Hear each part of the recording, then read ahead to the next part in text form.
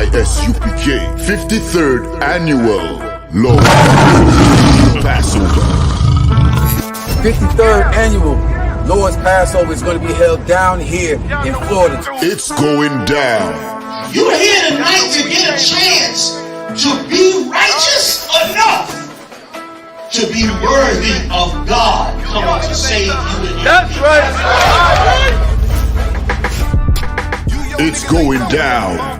The Lord's 53rd Annual Passover. When we say we no cowards, we stop that business. We no cowards up in here. Book your hotels now at the Holiday Inn Express and Suites, the IHG Hotel, 301 Tucker Lane, Cocoa Beach, Florida, 32926.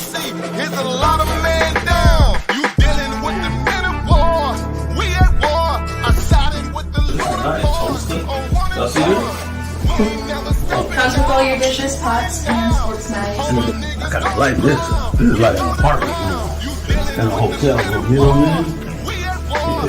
This here right here is about to be holy ground. It's going to be holy ground. All our beautiful, wonderful brothers and sisters from all over the world. You understand? We can boast that now. Brothers and sisters coming not only from every state, but from all over the world. I heard the numbers this year is ridiculous. We had to buy out the whole hotel. Friday, April 15th at the Space Coast Convention Center. My camp undefeated. You cannot debate. You just want the clout. We just want the grades. I'm just trying to get it. This is going to be glorious.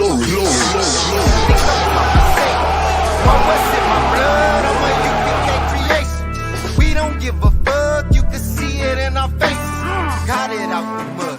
Straight up out the base. Shalom, Israel. It's that time again.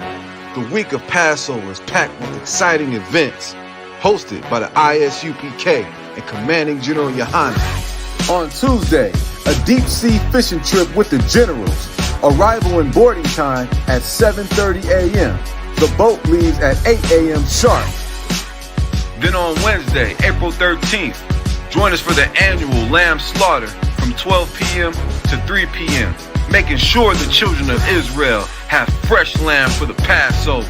Then, after that, the I.S.U.P.K. is having a fish fry from 4 p.m. until, which will lead to the scripture breakdown class with General GEN.YAHANNA. Then, on Thursday morning, Hebrew Academy participants will see if they have what it takes to endure the Hebrew Academy trials. Commanding General GEN.YAHANNA has something special lined up for the children with a children's party from 10:30 a.m. to 1:30 p.m. Come join Commanding General GEN.YAHANNA on Cocoa Beach as we renew our oath unto the Lord. Because he's supposed to understand the power of the Most High that would destroy him and will destroy him. Real soon. Real. That assuredly, knowing unto what oaths they had given credence, they might afterward be of good cheer. You hear that? They was of good cheer, came along with the Lord as one, and became of good cheer while tens of thousands of Egyptians died. I know y'all don't like to talk about this, but you better put this war spirit back in you, Israel. You better get that spirit back in you, man. You better get that spirit of warfare back in you, because the Lord will put blood on the streets of America and around this world, brother. Followed by a hotel ballroom, all black and Hebrew Academy dinner from 9 p.m. to 1 a.m. And then on Friday, April 15th at 5 p.m., join us for the Lord's annual Passover as commanded in the scriptures at 5 p.m. sharp. On Saturday, April 16th, the Feast of Unleavened Bread. That's right, we're going to keep the Feast of Unleavened Bread from 7 p.m. to 10 p.m. Commanding General GEN.YAHANNA has it all lined up for you, Israel. Come keep the Lord's Passover. Shalom.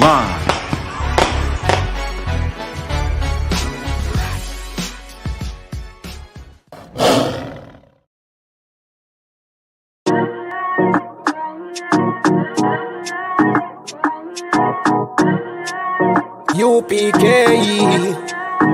Oh, and West. Babylon is falling to rise no more again. Babylon is falling. Freedom is here, my friend, not just part of the nation.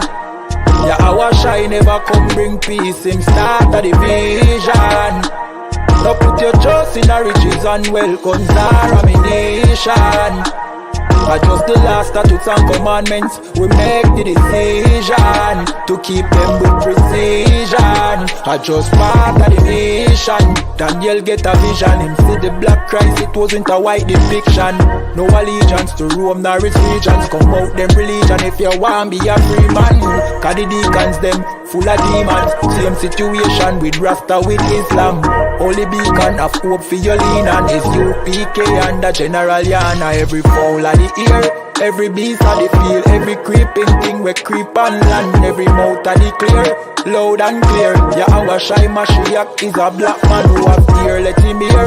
Time to prepare, spiritually separate from Babylon. We no weak, we no fear, we no tear. Bun Saddam, my bun Batman are just part of the nation. Yeah, our shy never come bring peace in start of the vision. Now put your trust in the riches and wealth, guns are ammunition. I just the last statutes and commandments. We make the decision to keep them with precision. Just part of the nation. Send evils and curses on the horse sitting on the beast and all churches. America fall, them deserve it. Rome get defeat, history repeat, I know the first thing. Hey, 400 years they work with, then desert with, then turn round and call we worthless. But now the COVID lurking, them hurting, and then the doctors and nurses. Hey, one day to building off it turn after the long journey. No care much money you a earn if you still want Babylon burn. One day to building off it turn after the long journey. No care much money you a earn. Hey, I just part of the mission. Yeah, our shy never come bring peace in start of the vision. No put your trust in the riches and wealth, guns are ammunition. I just the last statutes and commandments. We make the decision to keep them with precision. I just part of the mission.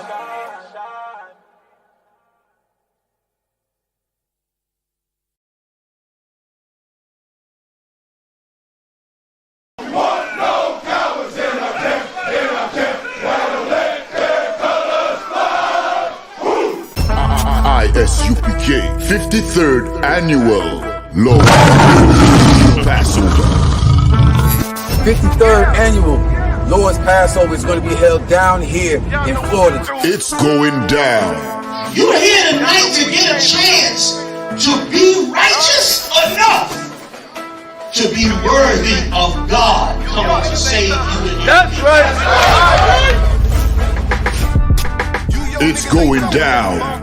The Lord's 53rd Annual Passover.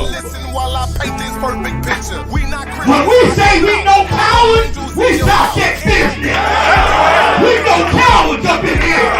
Book your hotels now at the Holiday Inn Express and Suites, the IHG Hotel, 301 Tucker Lane, Cocoa Beach, Florida, 32926. Here's a lot of men down. You dealing with the men of war. We at war. I sided with the Lord of Hosts. Comes with all your dishes, pots, pans, forks, knives. I kind of like this. This is like an apartment and a hotel. You know what I mean? This here right here is about to be holy ground. It's going to be holy ground. All our beautiful, wonderful brothers and sisters from all over the world. You understand? We can boast that now. Brothers and sisters coming not only from every state, but from all over the world. I heard the numbers this year is ridiculous. We had to buy out the whole hotel. Friday, April 15th at the Space Coast Convention Center. My camp undefeated. You cannot debate. You just want the clout. We just want the greatest. I'm just trying to get it. This is going to be glorious.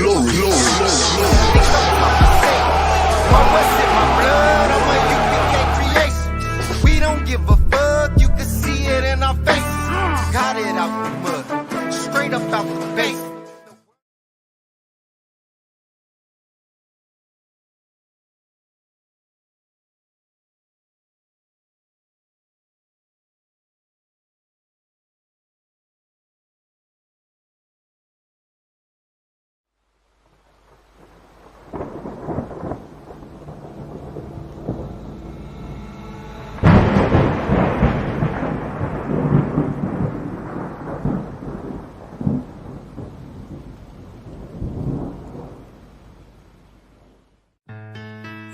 Till they bury me.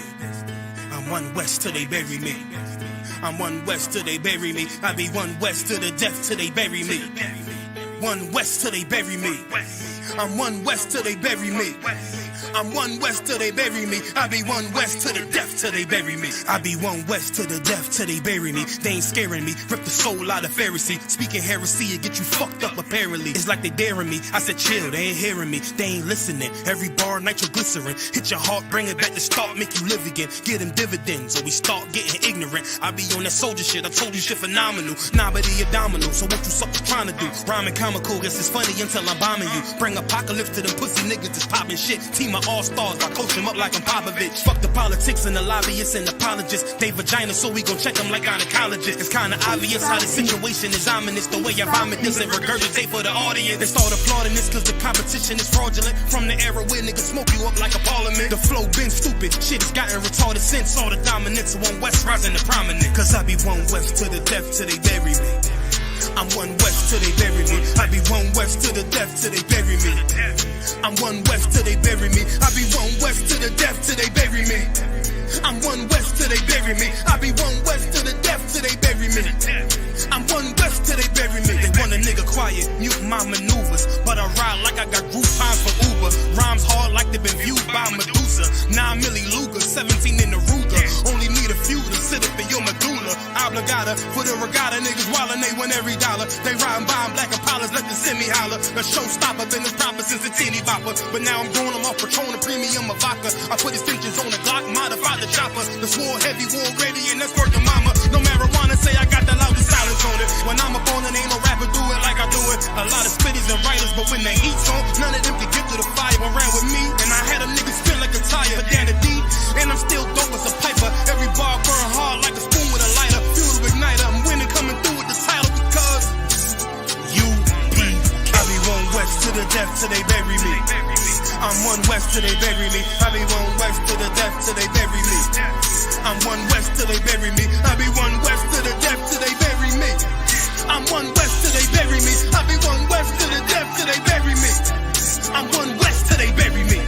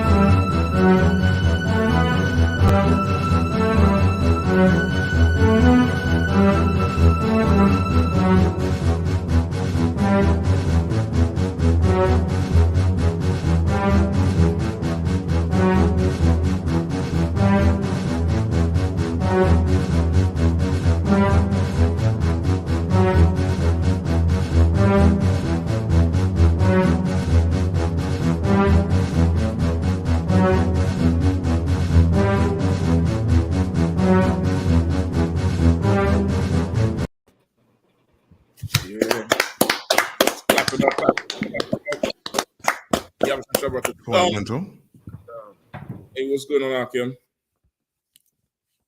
Hey, y'all about some Shabbat. What's going on, sir? Ain't nothing much, nothing much. You're able to hear Tawab? Khan, so I can hear Tawab. Yep, it's Tawab, sir. It's coming in strong? Khan. Okay, most correct. Now, Zach, you able to hear or you in here? I don't think he could hear. Now, Zach, you could hear? I don't think he could hear just yet. You know what I mean? He probably still working on his audio. Give him a second and see what it do. Well, so what's going on? What's going on the West Coast? What it look like? Oh man, it's all these rank raisers, sir. You know what I'm saying? God damn, it's you might fall into the Pacific Ocean. Man. You might fall into the Atlantic. Yeah, right. God damn. Might break the San Andreas Fault. You know what I mean? Yeah, man. Where Kwame coming? I think he about to pop up. He gonna be at the school. Okay, that'll work too. Mm-hmm. That'll work too. You know what I mean? I think we are Ash and Nagasaki and Yabashim Shabbat. Hey, Yabashim Shabbat. Yeah, man. They probably can't hear yet. Yeah, I don't think nobody able to hear yet. Everybody just getting into it. You know what I mean? Them truckers call a big bluff, boy. Them truckers had everybody bracing for blocking the Beltway. Them niggas ain't show up. Right. Yeah? Them niggas went up to Hagerstown. That's like saying I'm coming to Cali and stopping Arizona. Right. Yeah, I mean, talking about they're gonna block the damn Beltway, and making all this noise about what is freedom for free trucking for freedom. That happened right in DC. Say again? It happened. They was doing it all across the country, huh? Yeah, I think they started on the West Coast, and they said I see some in DC too. Say again? I see some in DC as well. Yeah, but I don't think they make it. From what I understand, I don't think they actually make it down here to block. I think they had planned to block the Beltway around, that highway around DC. That was the plan, but them niggas ain't make it at all. Them niggas they ain't show up. So the Beltway leads up all the way to DC. I know it's in North Carolina, South Carolina, right? That's the Bible Belt. Is that what you're talking about? No, the Beltway is like a highway that loops around DC. Oh, I got you. So, you want to get up to in the south. You want to get up to the north or the northern side of the city. You could go through the city, or you could jump on the Beltway and go around it. Yeah, most cities have that type of interstate. Then, you have your interstate that goes like your 95 south from DC to New York. That's a straight run. But this one it just loops around the city and have different exits at different points. So you could just bypass the traffic. It's definitely longer, but it's faster because it's like a highway. God. Yeah, I'm seeing it now. I'm reading it now. Yeah, them niggas was talking big shit. They're talking big shit. And they ain't show up. You know what I mean? Like I'm disappointed. Like I had all the transmission scriptures ready for their ass. I had all the air brake scriptures, all the 18-wheelers ready for their ass. Nigga stuff in Hagerstown. I'm like, yeah, man, it's crazy. You know what I mean? But yeah, I don't know. I think after January 6th, these devils treading very, very carefully. Mm-hmm. You know what I mean? Because some of them January 6 people getting locked the hell up. You know what I mean? They're getting charged, they're getting locked up. All sorts of late charges, late cases. Now they're realizing that they're wrecking their life. You know what I mean? God. So I think that had something to do with it, because this is like the second big protest that was threatening that DC area that never happened. There was one right after the Charleston. Remember after Charleston when that dude drove the Charger into the Broad? Yeah, right. Them same fools said they was going to come up to DC and take over, and man, they shut down the Metro. Metro give them their own KKK car. Yep. You know what I mean? Because they was expecting, hoodies and, Dockers, khaki pants and, torches and shit. And it was like, yeah, them niggas showed up. Right. Them tiki torches, did that happen before the accident or after the accident? Okay, that was their thing throughout. Okay, but I remember when they went down in the dark and it was carrying them torches. Yeah, I think that was their shit throughout because there's a bunch of frat boys. Okay. It's really a bunch of frat boys who they have some kind of connection with some politician who is, was it the far left or far right? Far right. Extra zealous young politicians. And they formed this little group. I forget the dude's name, but I think they locked his ass up or they banned him from coming to DC. Similar to like with the Proud Boy situation. You know what I mean? But they never came up. I think this trucking one is like the second one. Now they're saying they're gonna attack different cities, I guess, tomorrow and Monday. But I don't know. I think that price of gas hit them niggas. Them niggas realized what the price of gas was on there. Yesterday I'm leaving the gym. That's the highest I've seen was 597 out here. I'm like, God damn. Nice. Yeah, that's man. That's crazy. How much is it? 597. Yikes. 597. That's premium. So like the 87 is about 570 something. 577 or something like that. Wow. That Tesla ain't looking so bad now. Yeah. that Tesla looking. I'll get one of them pull back cars. Them pull back cars. Pull back car, you let that shit go. I got pull back car. God damn. 597. Right. You might see Esau coming out with the Fred Flintstones. Listen, you never do. Man. Listen, niggas gonna start pouring crack in the car just now. I want you to see something. It's cold. It's cold because gas prices going up, but pay rates ain't. You know what I'm saying? It's staying the same. You know what I mean? So it's crazy. So if they talking about Target, people at Target about to start making $24. Some people. But it's like, okay, you making $24, but that $24 really like, about 19, 18. You know what I'm saying? I have a Negro feeling like he in the war himself. Right. Like he getting sanctions in himself. Right. Man. In Atlanta, they cracking under the car and stealing gas already. What? Yeah. In Atlanta. It was like a little like remember the Cadillac converters when they were stealing those? Yeah. Now they stealing gas. They showing pictures of people going up under, cracking a little gas thing and siphon out gas real quick and getting on. Oh man, that's crazy. Yeah. Listen, all we need now is the zombies and all. All we need now is the zombies, brother, and it's a wrap. God. It's an absolute wrap. I mean, Putin, I don't know what he's doing. Hurry up, pull the trigger. This look like a robbery for a puss. This nigga going for gas. He's sneaking up from one pump going to the next pump. He's going for gas, brother. He ain't going for goddamn, he ain't going for a puss no more. I mean, things getting bad for sure, boy. Right. Things getting absolutely bad for sure. I don't know what Putin waiting on. He only testing this and testing that, man. Make them niggas do something, man. Right. Apply pressure, Putin. Push P. Push P. So like it says right here, it says Atlanta police arrest men accused of drilling holes in cars to steal gas. Drilling holes. Good. Wow. Let me see how I pull up that. I just typed in gas stealing in Atlanta. Yeah, that's what I'm looking for. Oh my God. Wait, hold on. And we should feel sorry for Ukraine people, right? Right. That's a devil, right? Yeah, it look like it. The dollar. What picture you have? You have a devil up there? Yeah, I see a devil right here. It's a devil for sure. Yo, he drilled a clean asshole too, huh? He did. He did. Real smooth. Yeah, that's the one. That nigga, he tapped that thing, boy.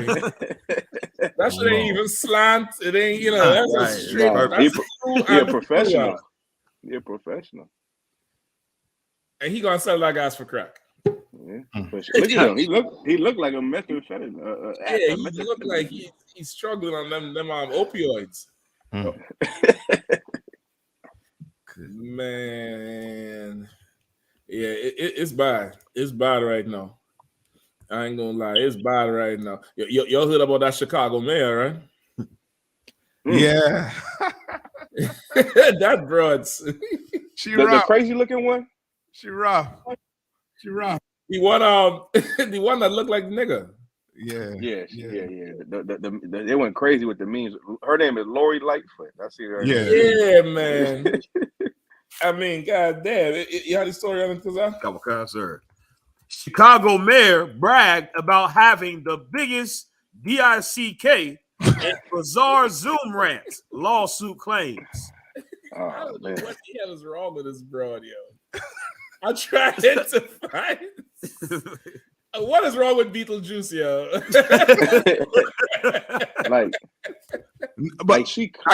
I kind of understand. I kind of understand the sister in a way too, because she in a man position. In a man position. And she's trying to swing it as much as she can. Oh man. Good. I guess you could have the biggest one when you could buy it. Right. when you could order the shit off Amazon, you could get the biggest one. God damn. Good night. Obviously, she a clear homosexual, but I mean, remember when they said that homosexuality was like a mental disease? That's it right there. I'm looking at a mental patient. Right. Yep. I don't think she even started like that too, I think when she first came in, she didn't look nothing like that. She looked more like a woman. I'm trying to find a picture of her when she just came in. What's her name again? Lori Lightfoot. Yeah, man. You want to read the sir. The article? A former lawyer for the Chicago Park District is suing Lori Lightfoot after the Chicago mayor chewed him out on Zoom, allegedly claiming to have the biggest DICK in the Windy City. I say it's blowing all over the place. That's a lot. Oh, God.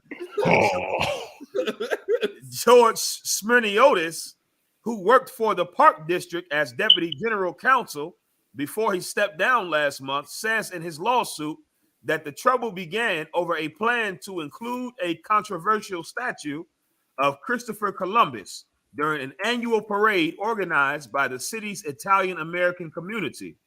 The prominent statue, which stood near Lake Michigan downtown, was one of several Columbus statues around the city that Lightfoot had ordered removed in the wake of social justice protests in the summer of 2020.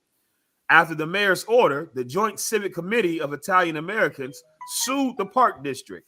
Smyrniotis alleges that he was then asked by the district's chief lawyer and a city superintendent to collaborate with the Italian organization to find a solution and settle the suit as soon as possible. As reported by the Chicago Tribune, Smyrniotis and lawyers representing the Italian Americans came to a solution. The community would be allowed to include the statue of Columbus during their annual parade, but Columbus would have to ride last and would be kept concealed until the very end. But before the deal was finalized, Smyrniotis claims Lightfoot abruptly called him into a Zoom meeting. It's like, can I just read what it says, sir? Just read. God, because like, God. You dicks, what the fuck were you thinking? The mayor began, according to Smyrniotis' complaint. You make some kind of secret agreement with Italians. You are out there measuring your dicks with the Italians, seeing who's got the biggest dicks. Like she mad, she didn't have one eye. Yeah. I don't understand shit. Yikes. Listen, at the end of this thing right here, this is about she probably get edged out of the deal with some money from them Italians. Like it's something with some money, and somebody else is bantering or going back and forth with the Italians over some goddamn money. Right. And she mad over the shit. And she called them in a Zoom quick.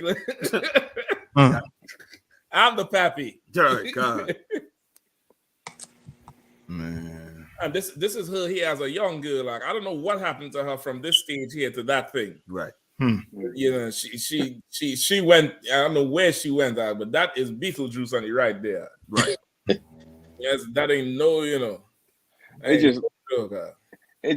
believe like being in that profession, you know what I mean, in the politics, you feel like you need to be tough. You know what I'm saying? Like, yeah, and that's not no position for a woman. So she got to harden herself in her exterior and change her whole appearance to try to fit in. You know what I'm saying? So now she look like a mental patient. That hair is crazy. Man. Listen, now, let me see if I find a little bit more of this girl here. This sister here is in bad shape for sure. And of course, you all know that, you know, she's full out LGBT. Right. Right. And if anybody didn't know, she have a man. That's either a boyfriend or a girlfriend. I'm looking at the Adam's apple. Neck look a little strong. It looked a little, you know. That look like a trans. Is that a trans woman? It looked like one of them truck drivers are supposed to. It looked like one of the truck drivers is supposed to block the beltway. That's what the hell it looked like. Like she get on a phone or a Zoom call and talking to men and saying, I have the biggest DICKS. Like none of y'all ain't bigger than me. Listen, I'll retire. I'll send it in my letter of resignation right now. Look at this bro here. Oh, I don't know what the fuck is this. Oh man. And listen, the only thing I see worse than this is that when the Transformer make a clown Will Smith and say, you know, we're looking forward to more this year, and entanglements. You all see that video? No. Oh my gosh. Let me see if I could find it, boy. This I think is the broad from Orange is the New Black. What's going on, Kwam? What's going on? What's going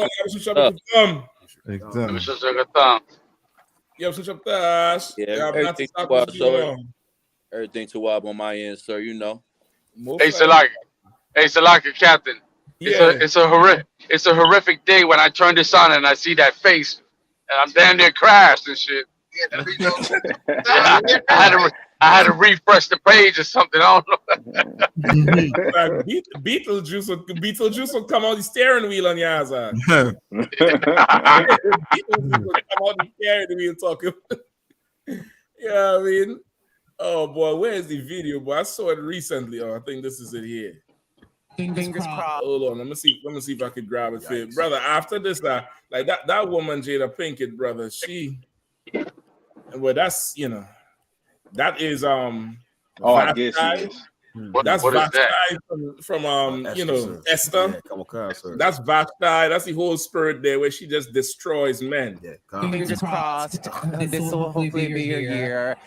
Oh my we God! Love you. Thank you for all the years of joy you brought us. Thank you. We can't wait for more Red Table Talk and more entanglement. Oh! No more entanglement. Yikes! You should have knocked her out. Yeah. No, Palakia. He shouldn't have knocked her out. The U.P.K. No, I'm just messing around. I'm messing around. The U.P.K. does not promote violence against. You're good. Cars with a manual or automatic. Right. The U.P.K. does not promote violence against any sort of transmission. Right. But I do understand the sentiment where, like, Will's face alone says it all. Like this is damn near actor of the century. You know, Denzel is a good actor, but when you look at his career, how far it spanned and all that type of shit, the type of, you know, box office hits he had, like this dude here ain't no, you know, he ain't no slouch in the acting arena. Right. And you have this is a man talking to him. Right. This is a man on birth paper, you know, birth certificate or whatever. It's male. That, you know, for whatever reason. Wait. Salaki, the person with the mic is a man? That's a man you looking at now, that. Oh my God. That's a man you looking at, guy. Hold on. Oh my word. That is I heard the voice. Mm-hmm. And listen, that's the thing. Like sisters had a you had to watch what you calling a bad bee from now on, because that whole image of a bad bee is really the spirit of a homosexual man. Right. Is the whole spirit of that transsexual, that transgender. Like, you notice them transsexual and transgender, none of them don't dress like, a librarian. Right. Where's the last transgender you see look like Miss Doubtfire? They all try to look like Beyonce, or Nicki Minaj, or Megan Thee Stallion, because that's the spirit of the deviant spirit. Right. You understand? Them girls don't go around like Beyonce wedding. She didn't look like Sasha Fierce. I'm sure Jay-Z ain't married Sasha Fierce. Right. Yeah, I mean that old money bag, or whoever the broad with some Harry. Something Fontaine. I forget his name. That Megan Thee Stallion, who the husband just tried to drop her the other day for some nonsense. Like, when them girls off the stage, they very much normal and regular, but they try to sell us this, this facade, which really is, it's a deviant thing. I got nothing against a sister looking fly, but when you see that we can't tell the difference, and something wrong. Yeah. You know what I mean? Something wrong. You gotta check that. You know what I mean? What's the good name? I think last name was like COX. Oh, I'm gonna pull up a picture for you now, and you're gonna understand what I'm talking about. If her vomit on set is your fault, eh? Listen, I'll take the blame. But vomit, let it all out. Let it out. Okay, talk to me. Ugh. Oh, yuck. Talk to me. Oh my word. Who is who? Which one is which? And that Beyonce to the left? You sure?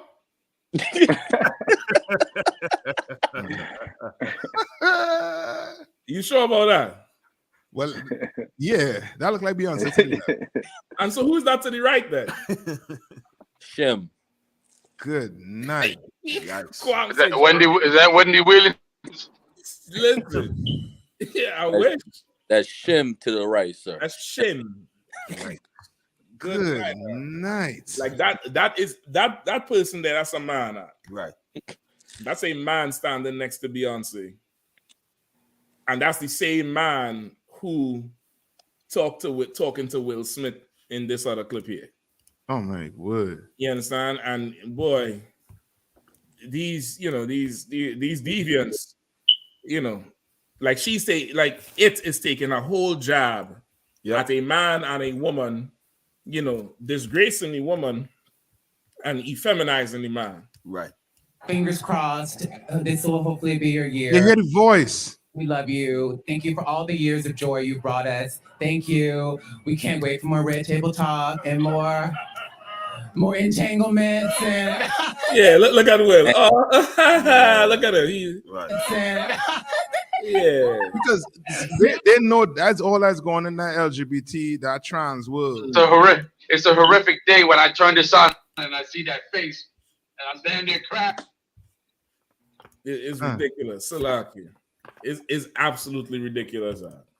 You know what I mean? And that Will, I've seen videos with some homo try to kiss him and he punched the homo in the mouth. Yep. You know what I mean? That for sure. So he for sure ain't, he ain't had to settle for that nonsense. But I don't know what it is with these LGBTQ, but they don't realize that the nuclear weapon burning everything. Mm-hmm. Absolutely. You know what I mean? I mean, if I may, sir, what's crazy is the Shim pushed and said we need more entanglements. Exactly. Like we're looking forward to more entanglements. Like we need to press that more. Like that was so acceptable. That's ridiculousness. That's their world. Their world is like, like that. Wild like that. Right. I mean, if you're a sexual deviant, then ain't no, entanglement. The everything is on the books when it comes to them. Exactly. And you see, I would say we looking forward to more Red Table Talk, because that Red Table Talk is nothing but just, confusion and, cantankerousness. Mm-hmm. You know what I mean? And more entanglements, more hoeing. more hoeing and the adultery, which really is, damn near halfway homosexual because you going behind another man. Right. Yeah. You know what I mean? This is a clip here where this man tried to kiss him. And you push him off. He's like, what's wrong with you? And hits him a backhand too. he pushed him off and hits him a backhand, a full out, back return. Especially since we're not. Oh my God, a dream. There you go. That was your problem, Oh my God. I'm gonna get another shot of you, shit. We'll turn around and say, did you see he tried to kiss me? Young Burris is for sure an alien, so we're trying to find him out here tonight. This film is really fantastic. I think it is the best one of the three. It's the first movie, of course, had, and I think that really shocked people.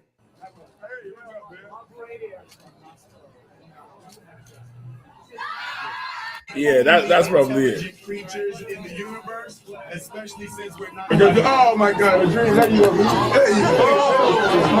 That was your problem, Yeah, I mean, like this, he taking the height of abuse. I mean, I don't know. I don't understand.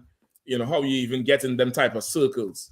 Yeah, I mean, so like so that's what happens when you do them 6 degrees of separation movies. Bro, listen, you ain't never lie. He ain't never recovered from that shit. Right. Like that there was, that's what made to the end. That's what made the sodomite comfortable to do that. Like it made him say, well, hey, this is who you are. Like, come on, man. Ugh. Yep. You so right, man. You so right. So orange is definitely the new black. Beetlejuice is in charge of Chicago, measuring, doing a whole pissing contest with no male member. You know what I mean? I don't understand that shit. You doing a pissing contest with no male member. The world is on the verge of nuclear war. The truckers is doing a nationwide voyage to DC with gas prices at $6 a gallon. Right. Everybody you can imagine diesel price. Everybody gonna turn into the plug now. I'm trying to tell you. They're gonna become drug dealers overnight. Over this economy right here. Like this place could be Russia tomorrow. Yep. Yeah, I mean this place could be, Eastern Europe tomorrow with nothing in the stores. I don't think people really understand it. You know what I mean? We ain't prepared at all for that, man. Nah. You know what I mean? A whole lot. What else we have? I know they say some lawmaker, he made some statements about black students. You saw that one? No, I see that. Nah. No, sure. Let's see what we get. Go ahead, Kazak, if you have it. Come on, it's can I read it from here while it's loading? It's loading up bad. It's loading up bad on my side too. I don't know what the hell is going on here. Come on. It's in Indiana? Yeah. You want me to read it for you? Yeah, please, if you don't mind. No, sir. Both of us. Yeah, come on. A top Republican and Indiana legislator on education policy has apologized for comments suggesting black students don't perform better academically because they lack respect for learning. House Education Committee Chairman Bob Behenning of Indianapolis made the remark last week when answering a question from another lawmaker about a bill that would make changes to the state's academic standard for all students. Behenning cited a statistic showing that just 30 out of the 1,000 black students in Indianapolis public schools system passed the both English and math portions of the state's I-Learn standardized exam last year. His comment goes, I got it, sir. I can continue. Go ahead. The water, sir. Listen, he said 30 out of 1,000 black students. Yeah. Okay. I don't know about that. I need to see what them teachers use to mark them papers. to 1,000 black students in Indianapolis public school. That's thank you, Martin Luther King. Right. You know what I mean? Like let's thank Martin Luther King for that crazy statistic right there. That's a crazy statistic. 30 out of 1,000 letters. Hold on, I passed it. Right here, sir. Yikes. Right there. Sir. 3%. Yeah, 3%. Wow. You know what I mean? Now this 3% more than likely probably ain't even accurate because you know how the oppressor does our people. Right. Mm-hmm. I mean, you know how they grade our people. But at the same time, it's way below anything that it should be. And this is Martin Luther King's fault. Right. You know what I mean? Like why does this, oppressor feel comfortable to say something like this? You know what I mean? You want to jump in? I mean, can I read this next comment though? I think because he found he could pick it up if you. Because no swear. I would suggest that part of the problem is there's a number of things. He said, poverty impacts that for sure. Having a respect for learning, there's a lot of things that come into play. Mm-hmm. In a statement to the Indianapolis Star, Benning apologized for his remarks last week. He claimed that he used the statistic for shock factor and to really bring home the problem the state is having with education. He says that in no way he meant to imply black children lack a respect for learning. So what he intended to say? Right. That's what I'm trying to get to. Oh man. And that as I say, that is Martin Luther King right there. Yeah. Now, you know what I mean, kids going to school and you know what I mean, they ain't learning nothing. Right. You know what I mean? Because the teachers ain't teaching them nothing. Right. You know what I mean? You got kids sitting on in a class and the teacher he teaching and he don't care whether the student learn, get it or not. He just, you know what I mean, passing them and moving on. Yeah. You know what I mean? So now you know what I mean, you have a bunch of so-called oppressors in your school trying to teach, and now they don't care if, you know what I mean, the so-called African American, the blacks or the Hispanics and the Indians in the school, if they get it or not. Right. All they care about is just go in there, get the money, and then go back to wherever they're living. Yeah. Right. You know what I mean? So now you have statistics like this. But if we had our own people teaching our own kids, we'll have some pride in what the kids, you know what I mean, learn. We'll know how to deal with each other. Right. You see a boy come in or girl come in and he or she ain't looking in the right frame of mind because you look at that child as being your own. You know what I mean? You're going to deal with that child differently. Exactly. You know what I mean? You ain't going to just, you know what I mean, curse the child out and say you're dumb, you're stupid. You ain't going to be nothing, you know what I mean? You know what I mean? And just move on. Right. You'll treat that child differently. But that's integration right there for you. I would like to know the schools that they're talking about. I know it says state, but I like to know the school and the teachers that have in there. You know what I mean? Now, I'd go your one further. I'd like to know what the hell his children doing. Yeah, I would like to see his children's report card. You know what I mean? I want to see his children report card before he paid the school off, right, and after.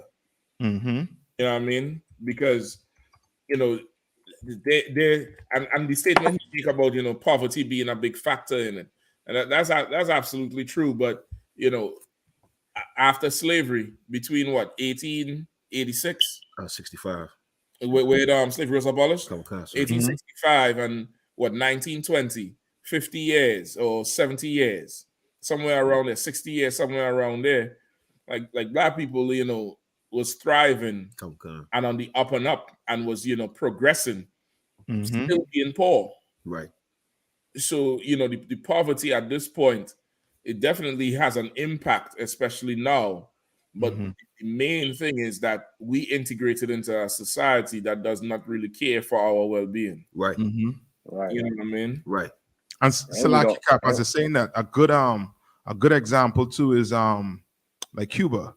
Cuba don't have the, the wealth America has, but the literacy level is, above America's own. When it comes to, the kids, like you come from anywhere outside of America, it's, it's almost like a shock to see what they actually teaching the students at these level.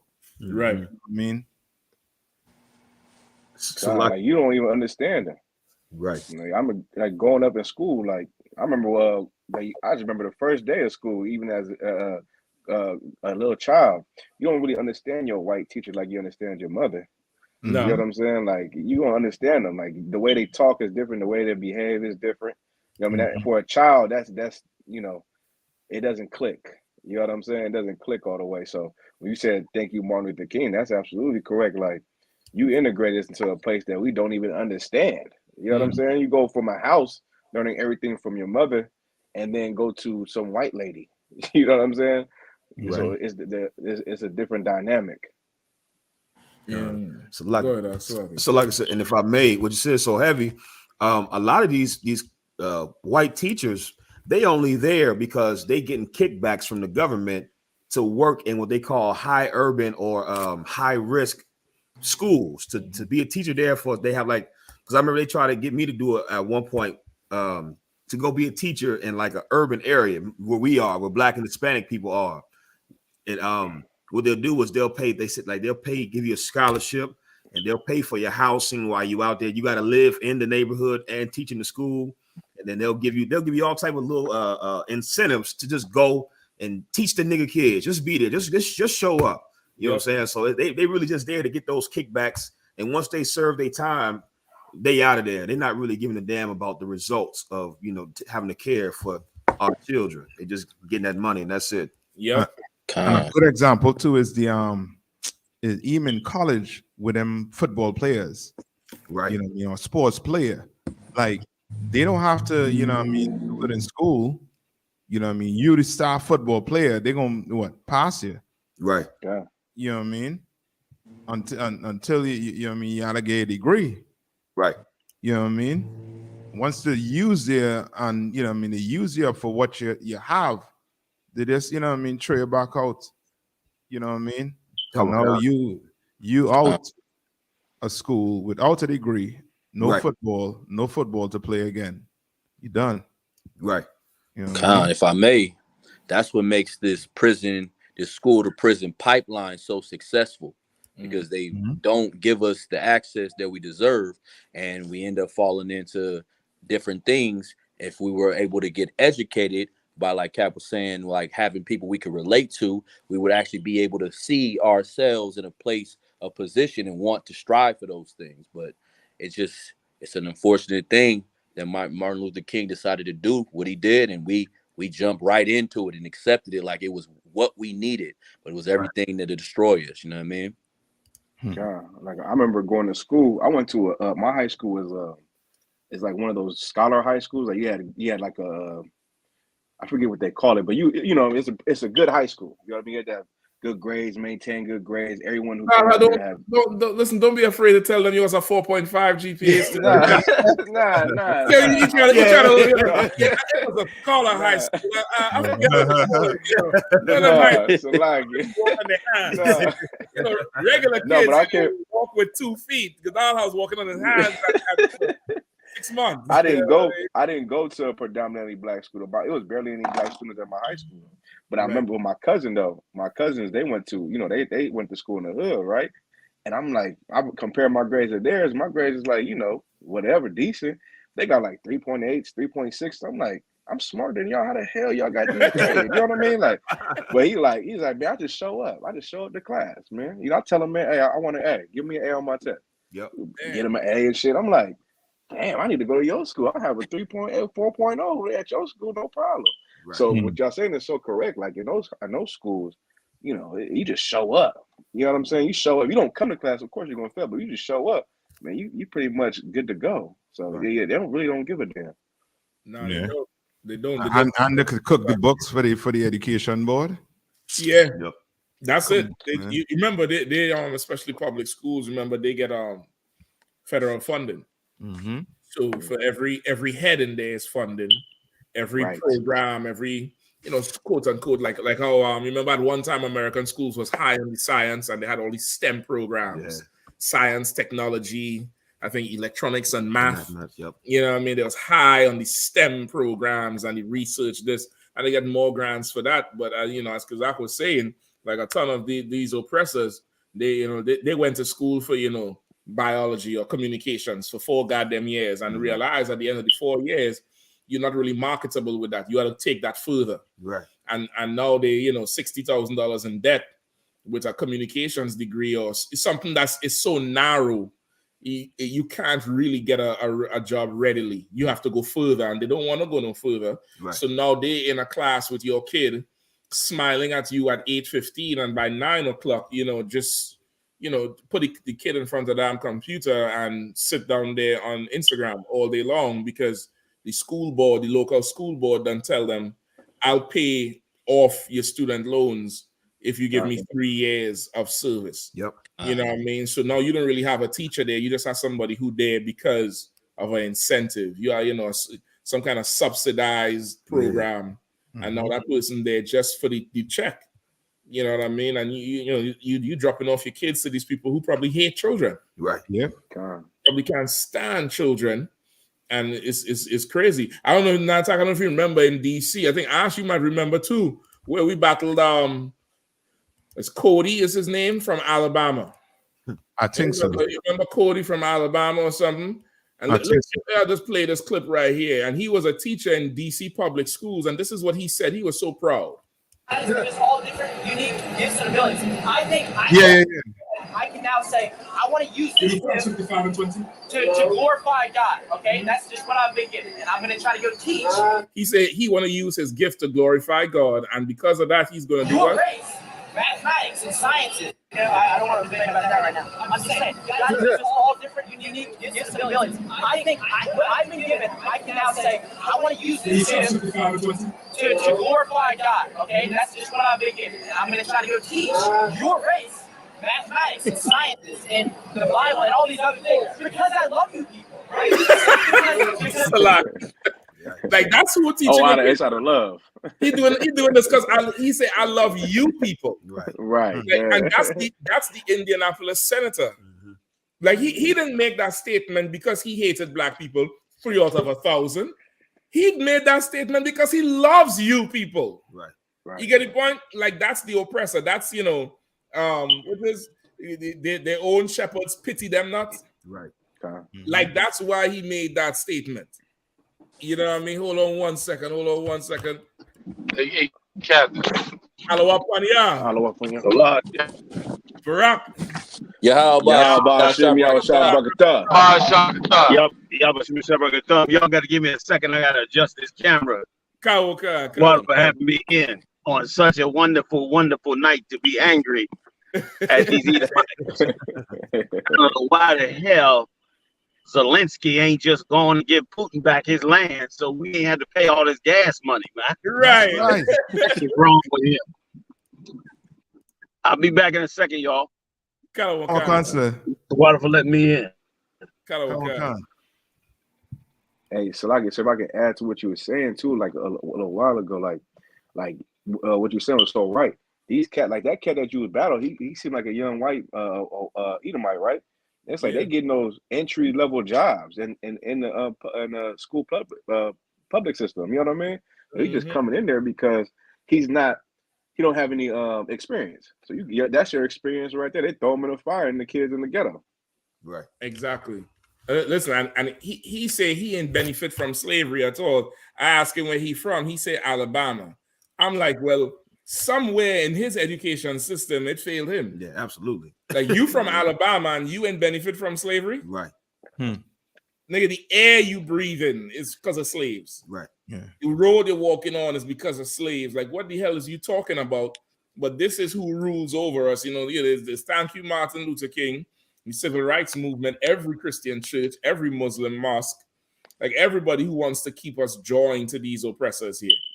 You know what I mean? Even the so-called Jewish man for a certain time, they would not drive Mercedes-Benz just to, you know, boycott and take a stance against the Germans. Right. You know what I mean?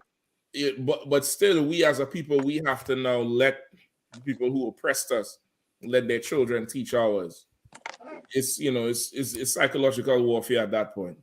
Yeah.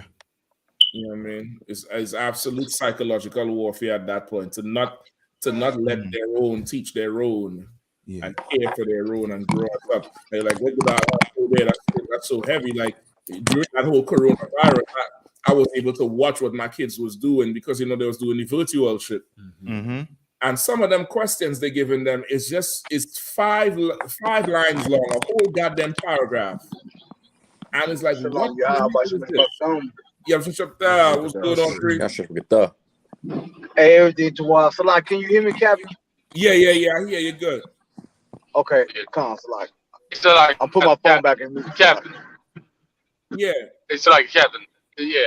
If you notice, right, in that conversation with Cody, right? That's his name, Cody, right? That's Cody. Oh man, we go. Right. Like even though, right?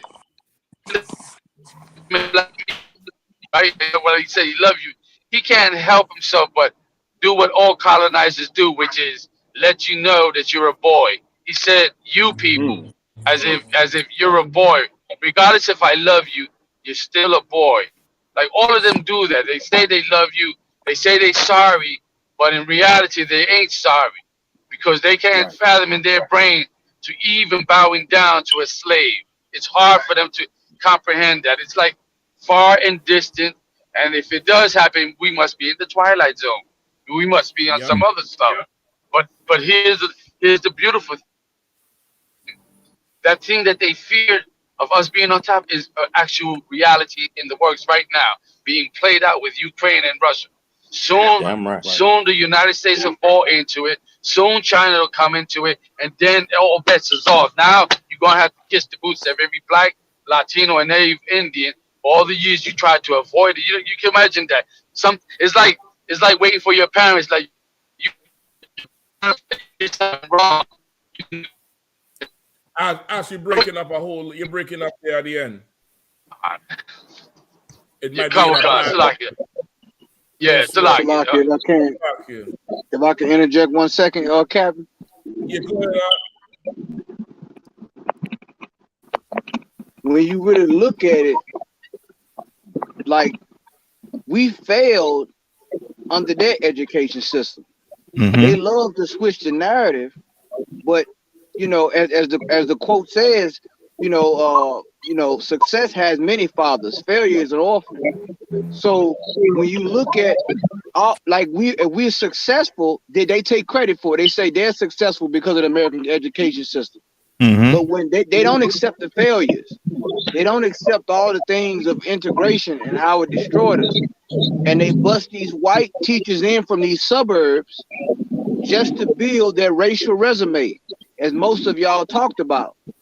They build their racial resume by going into these inner cities, babysitting these kids, not teaching them anything. Of course, they don't want to talk about critical race theory, but this is how they build their racial resume. And then they get to ostracize these kids and talk about these kids saying the education system is not education, it's indoctrination, because education has benefits. So this just goes to show you can't blame these kids all the way.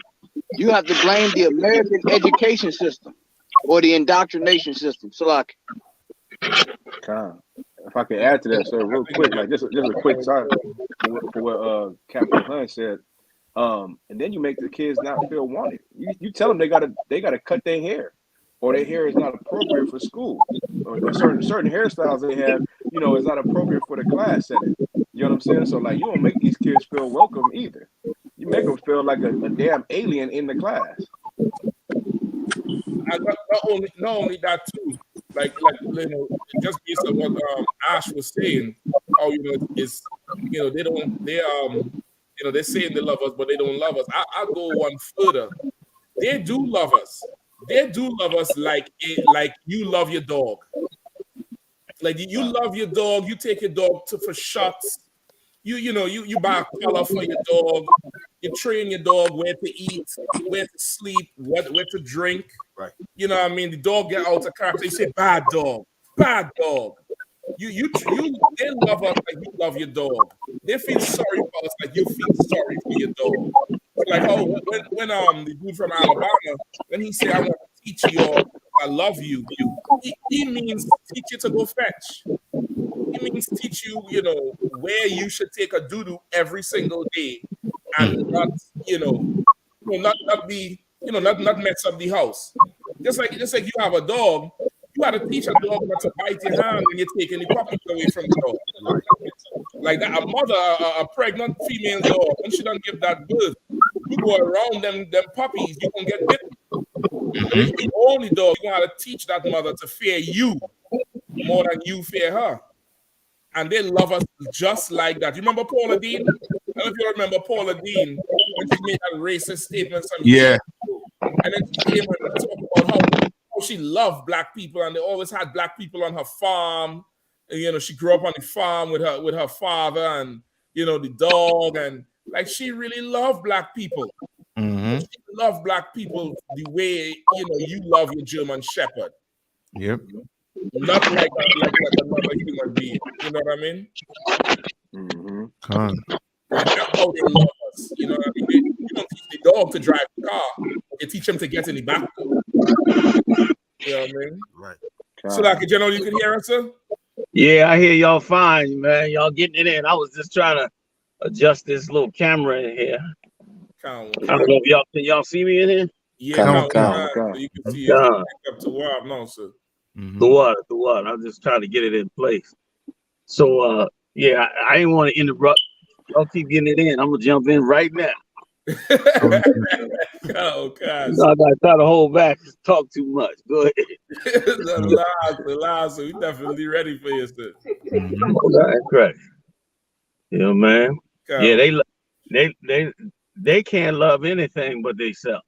Yep. That's the only thing they know how to love. Anything else has to be below them. And the conditioning that they give us is amazing. It's amazing the conditioning that they give us to make sure our mind is in the right place to submit underneath them, to always believe them to be great.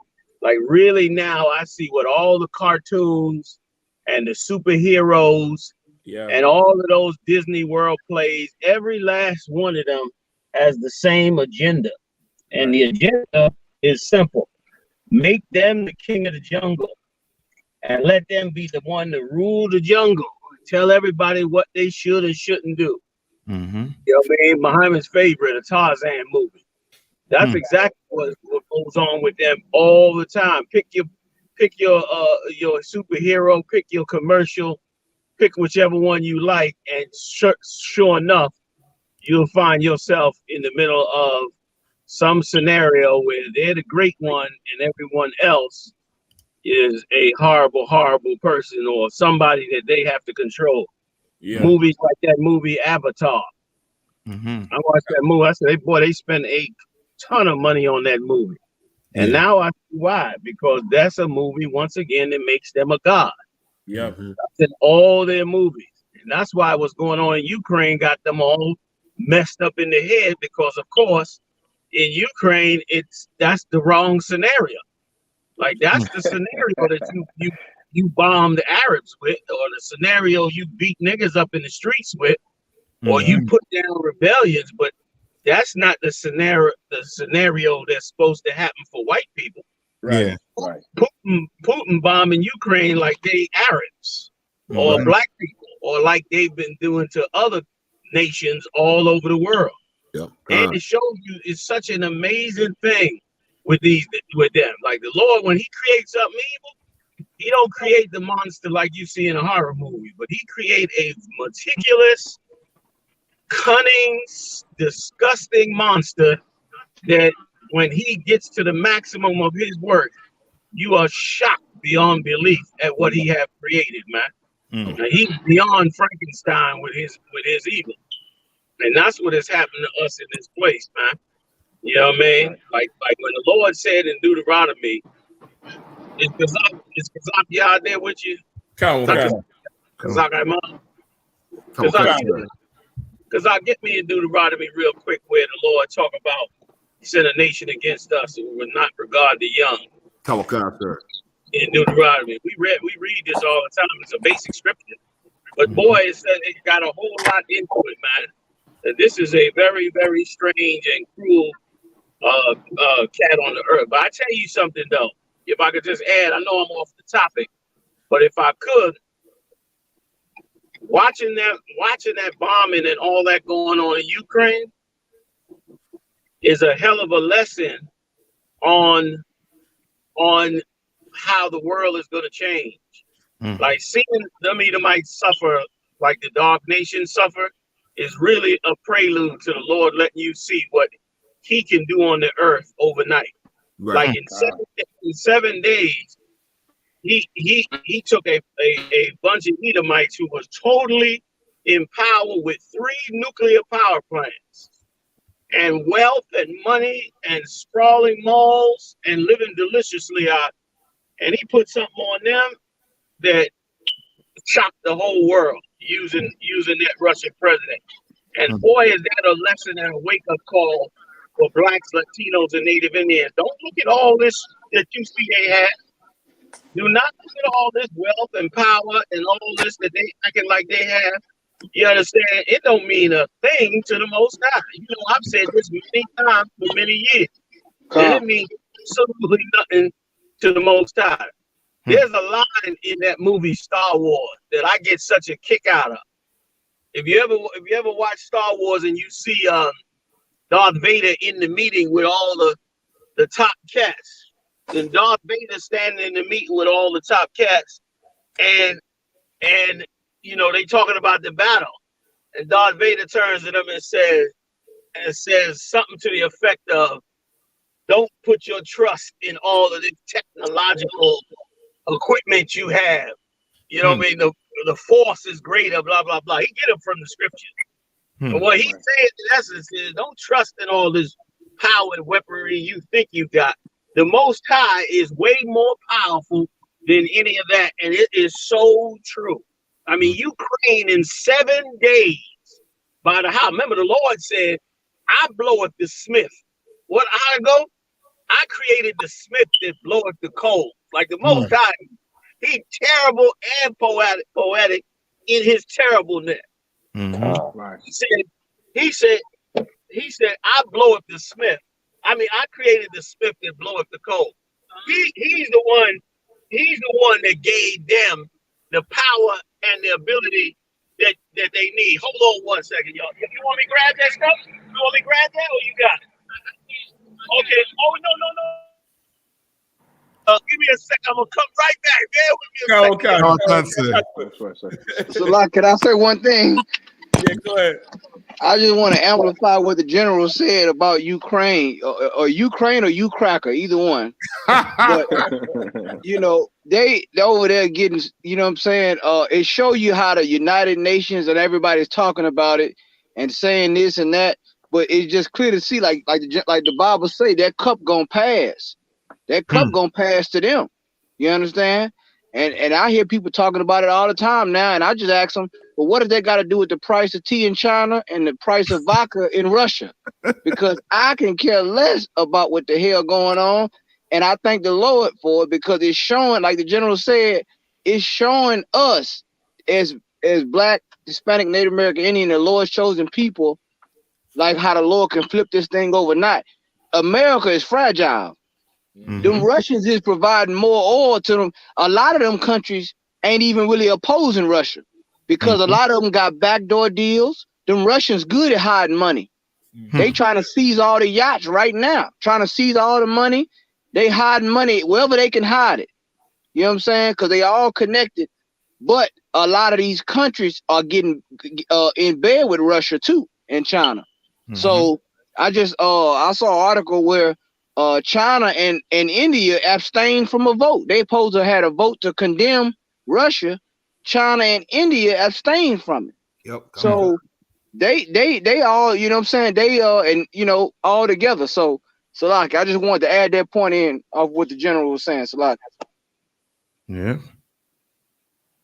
Try one more time, sir. He unmute. Yeah. Salaki, y'all, I'm back. Kind, sir. You know, Israel, we got the dual task. What they call it? Yeah, multitask. You know what I'm saying? Kind. That's how we do. You know? Kind. Let me tell you something too. If I could, I mean to cut in on y'all. Real quick. Out here today, boy, it feels real like I don't feel the chain is tight coming through in the Eastern neighborhood. Like they done eat. They see a Negro now. They acting like let's just leave them niggas alone for a minute. Because now it ain't all smooth and candy no more. If you an Edomite and you done been oppressing black people. Right. Like, once again, man, boy, we need to wake up because the more the Most High put on them, brother, the more the chains come up off of us. Damn. I mean, it feels so much freer. Ain't no cops screaming at you every minute. All that. Of course, they gonna always do their evil. But it's definitely a different atmosphere out here in these streets. At least for right now. You know what I'm saying? Come on. So Salaki, I didn't mean to interrupt. Somebody talk. You for sure. Nah, General, I'm done, sir. Salaki, most time cray. Like the Lord said, he creates that Smith. He took a sprawling Edomite town and flipped the damn thing overnight. Overnight, he flipped that damn thing. And now the Edomites know and are starting to feel that, you know what, you can lose everything. Like that. And you still got them hawks out there talking so damn stupid. They out running their mouth talking about they should cut off the oil and they should do this and do that. Do they know what the hell they asking for? Hell no. They don't have a clue what the hell they asking for, man. They asking the Most High to put something on them. Hey, can I let me just, if I could, Akim, if y'all don't mind. Come on. Please allow me to let Mashak play this tape. This tape, Sister Haba sent this tape over to me. And brother, I saw this tape almost fell out my damn chair. Y'all gotta see it. Mashak, can you play that tape full screen? Yeah. Are you able to? Check out the news coverage worldwide, Akim and Akwaf out there. Check out the news coverage worldwide. You are not going to believe that comedian Trevor, what's his name? Trevor Noah. Trevor Noah. He Slocky, y'all. Is it? Okay. He turned around and put this tape compilation together, brother, and it was amazing. He was exposing how even their coverage is racist against us. Yeah. Because it's Edomites. Y'all seen this yet? Sir. I saw that. Now, I thought you saw that, brother. This tape, I mean, this blew me away. How much the Lord is revealing on what it is that they are doing, man, and what they've been doing for years, and how much their mindset has been pressed upon us, and how much we don't realize we are influenced by their mindset and by their brainwashing. So, you know what I mean? Go ahead. Play it for Mark if you could, full screen. On TV, didn't expect a war like this to happen in, let's say, certain neighborhoods. This is not a developing third world nation. Can you go big screen? These are prosperous. There's the biggest it could go, so they ain't giving no other option to Oh, you can't put it on the main screen. Okay. Yeah, I could. Like you would one of us. Bigger here, like this. Say again. This is the biggest I could get it. Oh, okay. Go for it, Salakia. Come. Middle class people. These are not people trying to get away from areas in North Africa.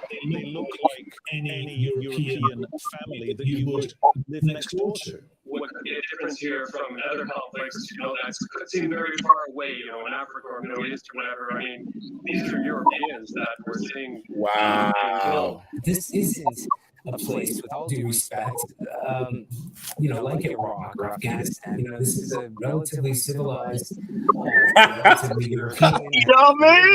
carefully too. City where you wouldn't expect that or hope that it's going to happen. Wow. That was you choosing your words carefully? That was the careful version? So what were you going to say if you weren't choosing your words carefully? I just hope the next time this happens, it happens back in the Middle East where it belongs. Here's the thing, people. Here's the thing. Beyond the racism, right? Like, let's forget the racism. Oh, how I wish we could forget about the racism. You realize that until very recently, fighting crazy wars was Europe's thing. That was Europe's entire thing. That's all of European history. They even had something called the 100 Years' War. You understand how long that is? That's like a decade. I mean, amazing. Because they stopped fighting. Imagine that. Now people are going to be like, oh, to see this in Europe, to see this. And I'll tell you now, I don't know about you, but I was shocked to see how many reporters around the world, by the way, seem to think that it's more of a tragedy when white people have to flee their countries. Because I guess what? The darkies were built for it? I mean, you see how they run in the Olympics, Peter. Clearly, God has given them this talent for a reason. I totally agree. I mean, even if this wasn't a war, these people would probably be fleeing their homes for fun. It's just who they are.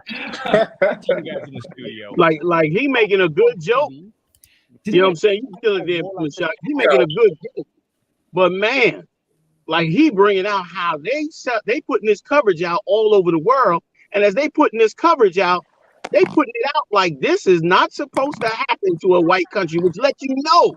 And this is reporters from all over the world, which lets you know that in their mind, they know that they not supposed to, like what Putin doing here is not what you do to no European country. Mm-hmm. Which is why at the end of World War II, remember World War II, every country was in World War II. But who came out of World War II still looking good and beautiful was all the European countries. Yeah. And it answers the question, it answers the question, well, why didn't America drop the bomb on Germany instead of Japan? Right. You know, Japan invaded them. Slocky, y'all. I'm gonna get us out of it. We know Japan, Japan did hit their shores, but they were fighting Germany in the trenches, and Germany had leveled England. Right. They leveled England. Mm-hmm. And meanwhile, they didn't hit them with the bomb. Right. They hit the Japanese with the bomb. Because regardless of what, even if they gotta fight each other, they're always, their intention is to preserve themselves above everybody else. That's like right. It's ingrained in them, just like the scripture said that in the womb he held hold to Jacob's heel, because even from the womb, even before they could think like a normal human being, it's in their mind to put us underneath them. It's ingrained in them. Like we look at us like they look at us like we're the animals and we're the wild ones, when there are people that will kill and slaughter for themselves on instinct. Mm-hmm. They don't need anybody. They don't need prophets. Like the white man don't need prophets for what? He gonna automatically go try to save and help his own. Right. You and I need prophets because we'll go love everybody else except our own. Right. That's the difference between us and them. Like it's naturally in them. But us, we'll go give them the love. Them, they will never naturally just become a people that love us. And it's insane to think that they would do it based on the fact that we served them for so many years. Hell no. When I saw that tape out, I was blown away. Not that I didn't know it was going to happen, but that it was so plain now that people see it now. Salakia. You know what I'm saying? What you were saying too, that European Union, that's why they formed that EU after World War II, because they was like, listen, we can't keep doing this to each other. Let's agree to be, mafia men and criminals, but we'll criminalize everybody else. We'll terrorize everybody else. We ain't gonna do it to each other. You know what I mean? Now, as you say, the law done step in there and stir the pot up where they done turned on each other, and the rest of them is like, how could you? We're white. Right. We are white. Right. Everything good and wholesome and pure. We're not supposed to do that. We're not supposed to behave like the Negroes. But meanwhile, before all the bombings started, all the TikTok, all the videos they're listening to, the food, the way that women would dress, the way that women would do their hair is all black. So it's only right they kill each other like niggas kill each other. You know what I mean? But they're shocked now. They want to be black but not be black. If I could, sir, like with Commander Johanna, when Captain Shaw, y'all was bringing out so heavy, but it remind me of that precept. It says every beast loving his light. Like they can go have a conflict. They can have a conflict, but now when it becomes, the hurt that comes behind it, and the murder and all that, they're like, whoa, this ain't supposed to happen. We got all this wealth, we got all this money, we got all this land. Why are we doing this? I heard they're supposed to have talks on Monday, but I doubt it. Man, you what you saying, Gaddaha, is so right. Like what all y'all saying. I want to let Kahan come in because he was trying to say something before I jump back in. Kahan, what was you trying to say, Salakia? Dre, I just wanted to there's one scripture, y'all putting them scriptures, but I just one scripture that stick out to me when you said that how they said that it's not supposed to happen over there. And the scripture, the one where it says, hell is moved to meet thee. Yeah. If you can get that scripture, if you can, my brother, because I love this scripture, man, because it goes against the Christian church, but it also shows you that hell is not stationary. Right. It's mobile.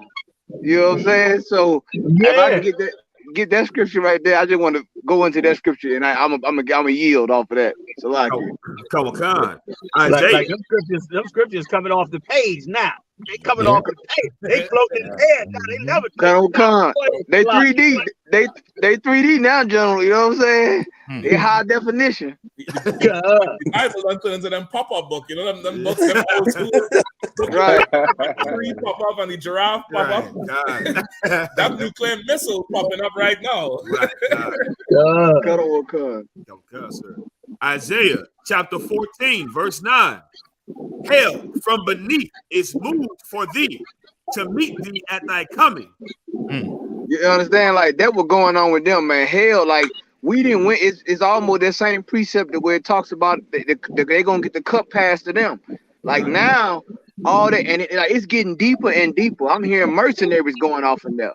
You know what I'm saying? Like, and it's almost like if they pledge an allegiance to Russia, Putin gonna get them. And some of them towns, all them towns wasn't against Putin. Some of them outskirts town where they said they captured, they were already, when he moved strategically. He playing chess. They were already in cahoots with him. So when he moved, like the scriptures say, before you go to war, you got to count the cost. Half of those defectors in there was already down with him in them towns. That's how they was able to get in there and set up on them outskirts. You know what I'm saying? And close it on the city. It wasn't no resistance on them out of town. So it just go to show you, man, this thing right here is getting deeper and deeper, and all nations, like the Bible say, all nations gonna get involved. And for sure, the yoke is getting easier, getting lighter on our neck in this place, General. I'm feeling it too. I'm out here today moving around, fixing up the Louisiana school, and these white folks looking depressed. You know what I'm saying? I mean, and listen, General, if I could, some of them that's pro-Trump are really pro Putin, low key, because they mad at Biden, and they really blaming Biden for this. You know what I'm saying? They blaming Biden, but siding with Trump. So that whole "Let's Go Brandon" campaign then turned into a "Let's Go Trump" campaign. Salaki. And Salaki said, could I jump in? Yeah, jump in. Who's that? Now I thought. Come on, Conser. Get down. Conser, and what black people had to see also too in this is that America is going to take now $10 billion and give it to Ukraine, which means they had enough money to wipe out all the debt that, you know what I mean, in the black and Hispanic community, which means that the Mexicans on the border in cages do not have to be in cages. They have the money, they have the resources to take care of black people and Hispanic and Native Indian people. But we are not their people. You understand? And they know that. So they're going to give the money, all the resources to their people, to their European brothers and sisters. You understand? And then they're so stupid. They like to say that, you know what I mean, or how to put it, like make the Crips and the Blood look like they're so uncivilized, like MS-13, like they're so uncivilized. When you got a military force fighting inside a nuclear plant, like how stupid can you be? How uncivilized can you be? Like Chernobyl, they teach you all nuclear to mess around with. You understand? Like they want to tell us that we, you know what I mean, like we uncivilized, when it's what's on the TV right now is showing you who is really uncivilized, who really do not need to be in charge of this place. And that's Europeans.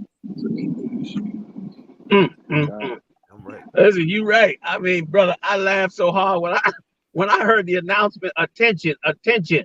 Please stop shooting at the nuclear material. I said, well, this is some Crips in the Bloods. This is a drive-by. What the? This a drive-by? They shoot up the damn whole nuclear power plant, like you said, now, Doc. Like once again, man, all the degradation we suffer for years. All the degradation we suffered for years, and you know, being lowered and looked at as nothing, and now we see. But there's two good points if I could bring up. Point number one: Black people, Latino people, Native Indian people, man, you better stop turning off the news. That's right. You better keep it on the goddamn news. This should be mandatory viewership in every city, in every educational institution. This should be mandatory teaching. And why do I say that? I say that for this reason. Because you should watch this. Black people, Latino people, Native Indian people should watch this, what's going on in Ukraine, because you for 400 years have had no ability to have passion on your own people. But you watching this Ukraine and you feel the suffering of what is going on in Ukraine. And that suffering that you feeling, just remember you did not feel it for the Iraqis. You did not feel it for the Pakistanians. And you damn sure did not feel it for the Mexicans. And you don't feel it for Black people and Latino people that die in the streets unjustly on an endless basis. But you do have compassion on these Ukrainians because you've been trained like a monkey damn near on how to love them and not your own. And that's why this is excellent reading for you. It's excellent reading for you to know how you should have been feeling about your own and how you feel about them. Like this is a chance for you. Listen, what Putin is doing is not different than the United States. And listen, he's going to do public hangings, right? And you've seen the pundits all over the news. He's going out of his mind. What is he doing? He's losing his brain. He's isolated. Well, George Bush hung Saddam Hussein on national television. That's right. On international television. He let them Iraqis over there. He took over the country, same way, bombed it with shock and awe, okay, and then took Saddam and put a noose around his neck before the world and hung the man to death. Okay, they dragged Gaddafi out of his wherever he was into the street, sodomized him on international TV, and killed him right there in the streets of Libya. Bombed him into the graveyard. And so now all of a sudden that Putin went to a European country, what are we all shocked about? Right. What Putin is doing in Ukraine is sending a message to the United States and the rest of the world that I could be just like you. I could do the same thing. Not that I care about who he hang and kill. White man want to kill Saddam and all of them. I don't give who gives a damn. That ain't got nothing to do with us. We just comparing apples and oranges in two Edomite nations and the deaths that happen in Edomite nations and the response to that death. Like now it's a big deal because of course it's Edomites and it's the ones that these Edomites on the west actually love, correct? They're the ones that Edomites on this side actually love. So now, of course, it's a problem. But that is what he did in there. They bombed Iraqi, brother, into the Stone Age overnight. And Putin did the same thing. He just did it he might be a little bit better. Because I mean, I think they took a month and a half to do Iraq. He rocked out Kiev, bro. He rocked out Ukraine in a week. You know what I mean? 2 weeks in, and it ain't going. They talk about Ukraine. It ain't no more Ukraine. It's right. It ain't no Ukraine war. Ain't nothing there. Right. Bricks on the ground. He done bombed the place into the Stone Age. You know what I'm saying? And one, real quick, if I could, one other good point too. That once again, Most High said, I will have them in derision. Because check this out, real quick, in our yield. Okay, check this out in our yield. How in the hell are you going to have a country? You inherit a country, an entire country, that I give you 3 nuclear power plants to power your country and defend your country. 3 of them, nuclear power plants. And you going to tell me I'm going to kiss my ass, I'm going to go and join your enemy. Is that what you want to do? Like, that's why he bombing that place to the Stone Age. Yeah. Because certainly the U.S. set up a country with 3 nuclear power plants, and they turned their back on the United States. The United States going to put them into the ground. That's what they did with Panama. That old drug dealer they had over Panama said, damn that, I'm not, y'all don't control the Panama Canal now. We independent. Y'all had a $99 deal. Now it's ours. Stay out of our business. They said, oh, really? Oh, really now? Okay. Oh, really? And went up in Panama, brother, and tested every latest technology. This side of the back, the other side. And tested every piece of new laser technology they had. So let's not act like somebody in one side in here is doing worse than the other. This is the world. Huh? Yeah. This is the world of the Edomites. That's and what right. they've been doing. And now we seeing it. And that's why I'm watching, brother. I be trying to turn off CNN and Fox News and Sky News and every other news. But I can't turn it off because it's a different experience to see these Edomites go through what they going through. And not so much to say, oh, look, they're getting what we got. But really to examine the fact that we as a people are compassionate for what has happened to these people. But we felt nothing when the exact same thing happened to us. Brother, I tell you right now, if tomorrow they turn on the news and show that Putin has Ukrainian babies in cages, let him put 300,000-400,000 Ukrainian babies in cages. And then they come up on the news and it'll be all out war on earth. Yeah. Correct. But just remember what we didn't have in us when it happened to our I.S.U.P.K brothers and sisters. And that should tell you how much of your humanity you lost. Right. How much your humanity has been stripped from you through the generations.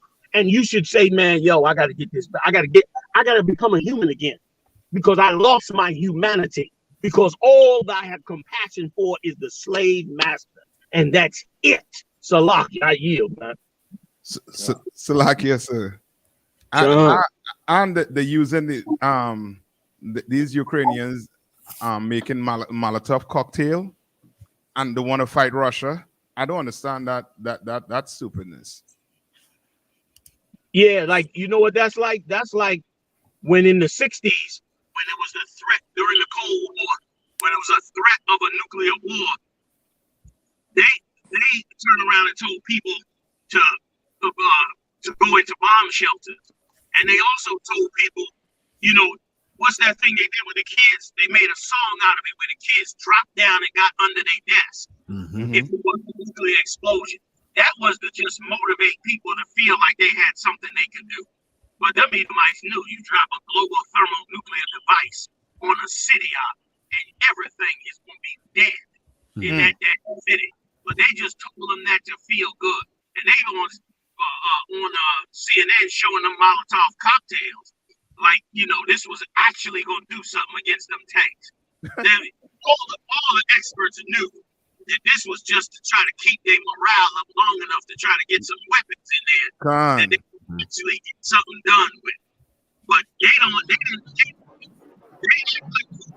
estimate what the resistance he was going to have. They didn't estimate that this was their brother Esau, one of their own from the Caucasus Mountain. He was sitting right up there by the Black Sea. He right where they at. And brother, they underestimated what he was going to do. He went up in there and showed them the heart and soul of an Edomite, because in his mind, they was not listening. And thanks be to God that they're not smart enough to realize that they are one of those slides like you have in the amusement park where the water go down and you get on the slide. They on one of those. And that slide, and you can't get off the slide. It's all you already go. And brother, where they going is going to end all of this, man. And thanks be to the Lord, the Bible that came up with I.S.U.P.K. So did you hear about the cremation site them Russians working with the cremation device? Say that again, Did you hear about the cremation device the Russian soldiers are working with? No. Yeah. The President Zelensky said that these Russians are across here with cremation devices. Wait a minute. As you're dead, they got cremation devices? Yes. What does that mean? That means them Russian soldiers get turned into ashes before they go back to Russia. Wait, they cremating their own? I don't understand now, Doc. I'm totally lost. Okay, I could only assume, but the president of Ukraine came on national television and was saying that these soldiers are walking around with cremation devices. You understand? Yeah, I understand what you're saying, but I believe that might mean that they're cremating the Ukrainian body.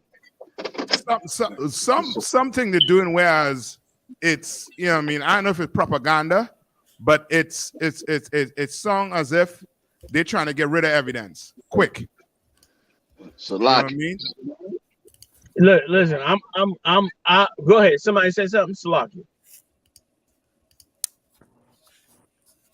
Somebody was saying something. So can I ask a question? Captain please. Two things, sir. Is it true that Ukraine is the Khazar Empire in times past? Ukraine is in the southern area of the Khazarian Empire.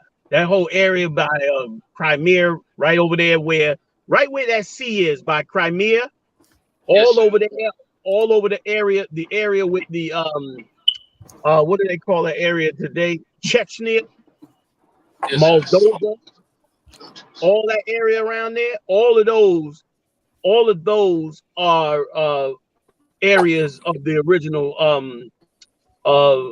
Edomites from the Caucasus Mountains. And yes, that was the empire that they ruled over there, but not all of Ukraine, but that southern part, right where that sea is at, all of that was part of the Khazar Empire. So that's them.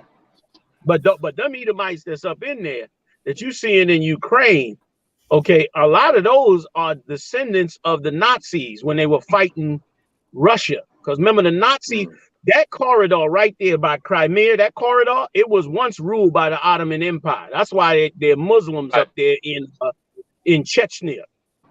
And then after they ruled, then the Edomites ruled. But then coming up to World War II, the Nazis took over all them areas. And the Nazis was pushing up into Russia, and they took over all them areas like Ukraine and all of those areas. They ran those areas, man, for a long time while the war was going on. That's why so many of them still up there that's like that. And that's why it's two ethnic groups. You got the majority of the ethnic group they claiming is really the descendants of the Nazis. And the rest of them is they claiming is the descendants of the Russians. So that's who you got in the area now, and that's why they got such a ethnic opposition to each other, because it's damn like he's fighting the same people he was fighting in World War II. The only difference is the Nazis switched sides. The Nazis now are on the side. The Nazis now are on the side of, you know, so-called democracy, and Russia's trying to say, nah, man, that those are Nazis on the side of democracy. That we still Russians, we still holding it down like we did in the very beginning. That's their argument. How true it all is some truth to it, but there's some problems with it as well. You know what I mean? Yeah. So I hope that answers that question. So like I said, you want me to read the article here for you? Say that one more time. This article with the Russian where you say Russia has mobile crematoriums that evaporates dead soldiers.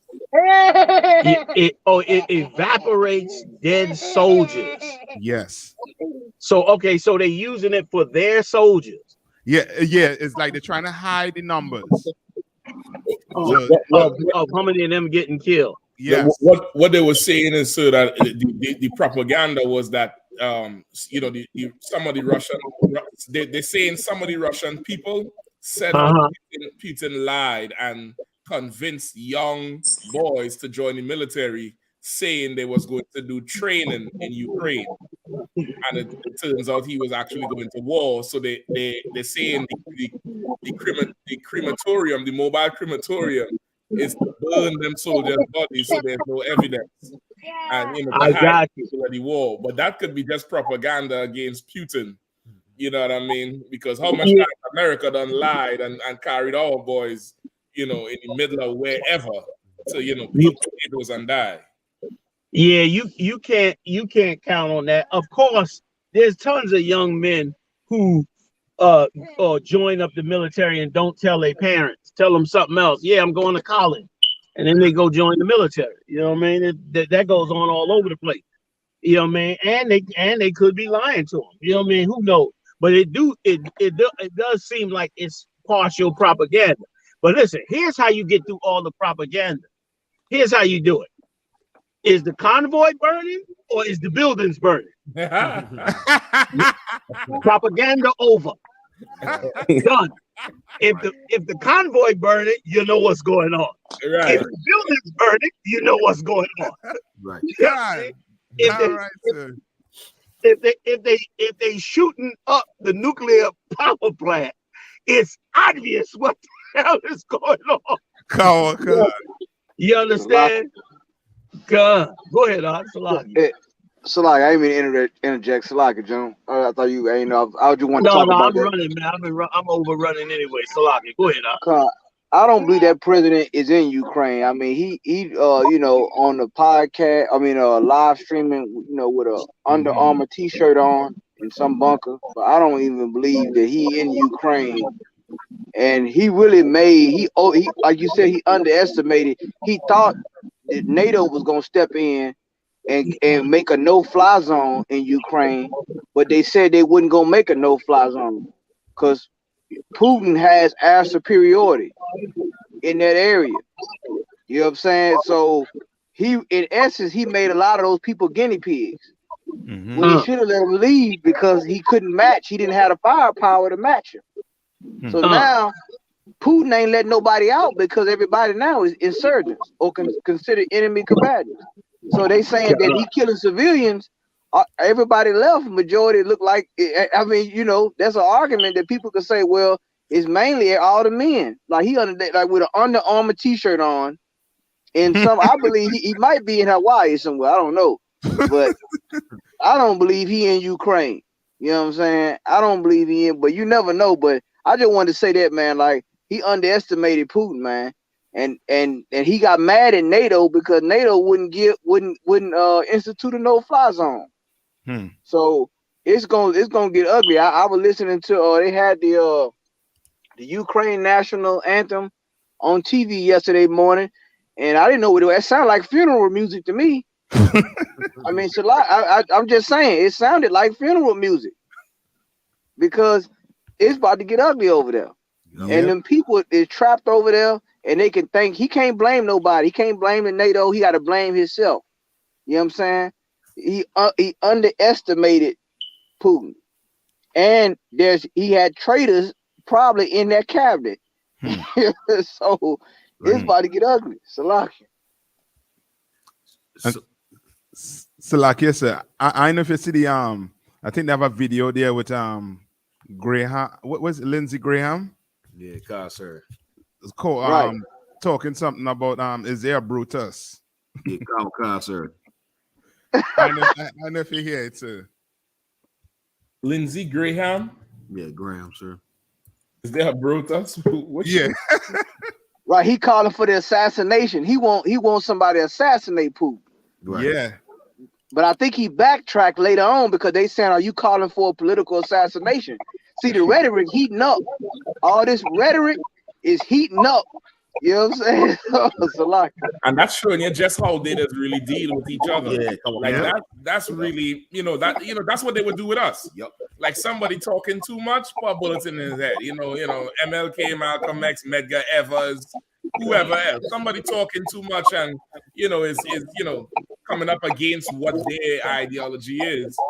Assassinate him, terrorize him, whatever. So now they're dropping the code words for their own. Like that's what's at stake here, which is why Putin he moving such like a gangster with this shit.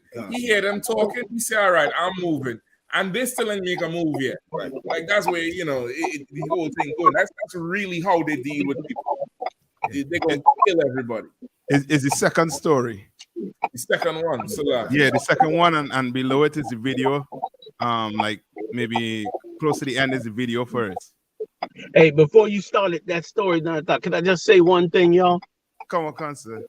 Like what you see them Ukrainians doing, trying to store food, help one another, trying to be kind to each other and open their homes and open their spirit up to each other. Like we are supposed to be doing that right now, because them Ukrainians did not see this coming, because they was living too deliciously, like the Lord said. He said they be eating and drinking, and then the end shall come. And our people, we had better clean up our folly ground. We should be in that same mindset that what's done happen over there is going to happen over here. And best believe, maybe not tomorrow, but all of this is going to nuclear war. And here's the thing. Every single economic sanction that you see that they put on Russia is coming to the United States as well. Like they in the same economic global situation. Right. You know what I mean? They cut the oil, the gas goes up over here. Everybody's situation is tied to everybody else's. So they shut down a major country like that, then guess what? It's going to shut down revenues from all over the world. Right. So our people better get ready, man. We should be in that same mindset like the Israelite school of U.P.K has been in since 1969, building brotherhood, building sisterhood, working together with one another, really doing it, not no church fake garbage, having a moral code that we keep up and live by. That's what we should have been doing. And brother, we better get to it now, because when you turn on that news and you see them in that damn bomb shelter and they down there trying to feed them babies and give them medicine and caring for one another, like there ain't no hospital over there no more. Not now. In a minute, we won't have Esau as our hospital. We're gonna have to help ourselves. And we should have been in that mode. And like I said, the U.P.K has always been in that mode to try to help ourselves and put ourselves in a position where we are less dependent on Esau. Them Ukrainians sat up there, man, and ate Putin's lunch for years and sat there and thought that they was all right because they was backed by the big bad West, when you can't say what's going to happen in this earth.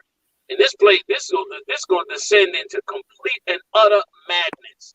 And boy, we better get ready for the return of Yahushua. Salaki, the water will let you jump in. Go ahead, Naya. Y'all take it away with that story. Can I make another point based off when you mentioned about the Nazis earlier, sir? Please jump in. Okay. You have mentioned about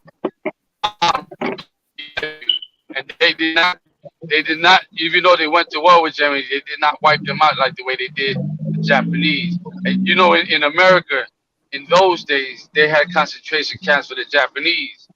But if you look at examine everything, even though they fought against Germany and they considered Germany an enemy, was there ever concentration camps for the Germans? Hell no, not over here. Gone. They snuck them.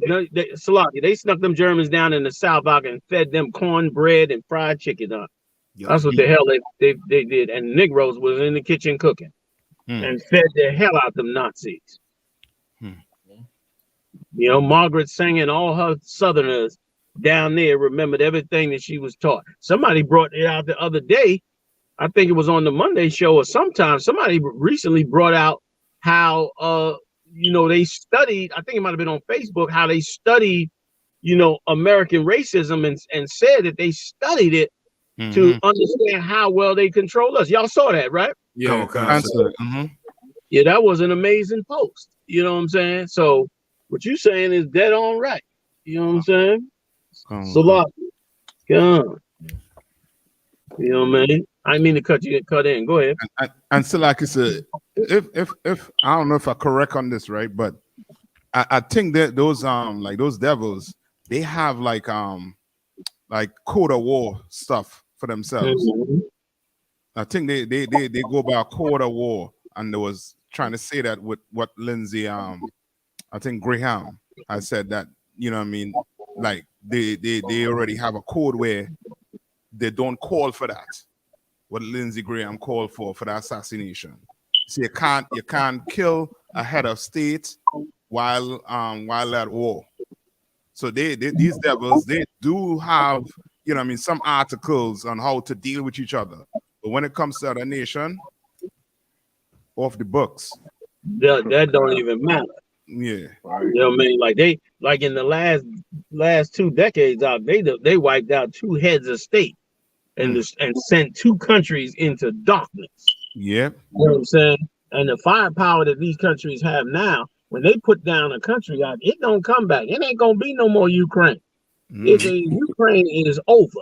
Okay, it will be a fire sale. All I can see is them broken trucks and things. How many parts can I get off these joints? Because I know at 10 cents on the dollar, I'm gonna make some cream off you. Them old big size 30 tires, man. That's some good, you know what I mean? That's some good ass rubber on them tires, man. That's good money. I need a damn tanker. You know what's them things come across that ocean? One of them joints that had them containers up there, man. Them Edomites gonna make a fire sale. They need to go on and park one of them $70 million yachts up in front of I.S.U.P.K. Yeah. Let us auction it off, man, and get a few dollars and pay some of this rent bill. It ain't no more Ukraine, man. Right. It's a wrap. You might as well call it Putin.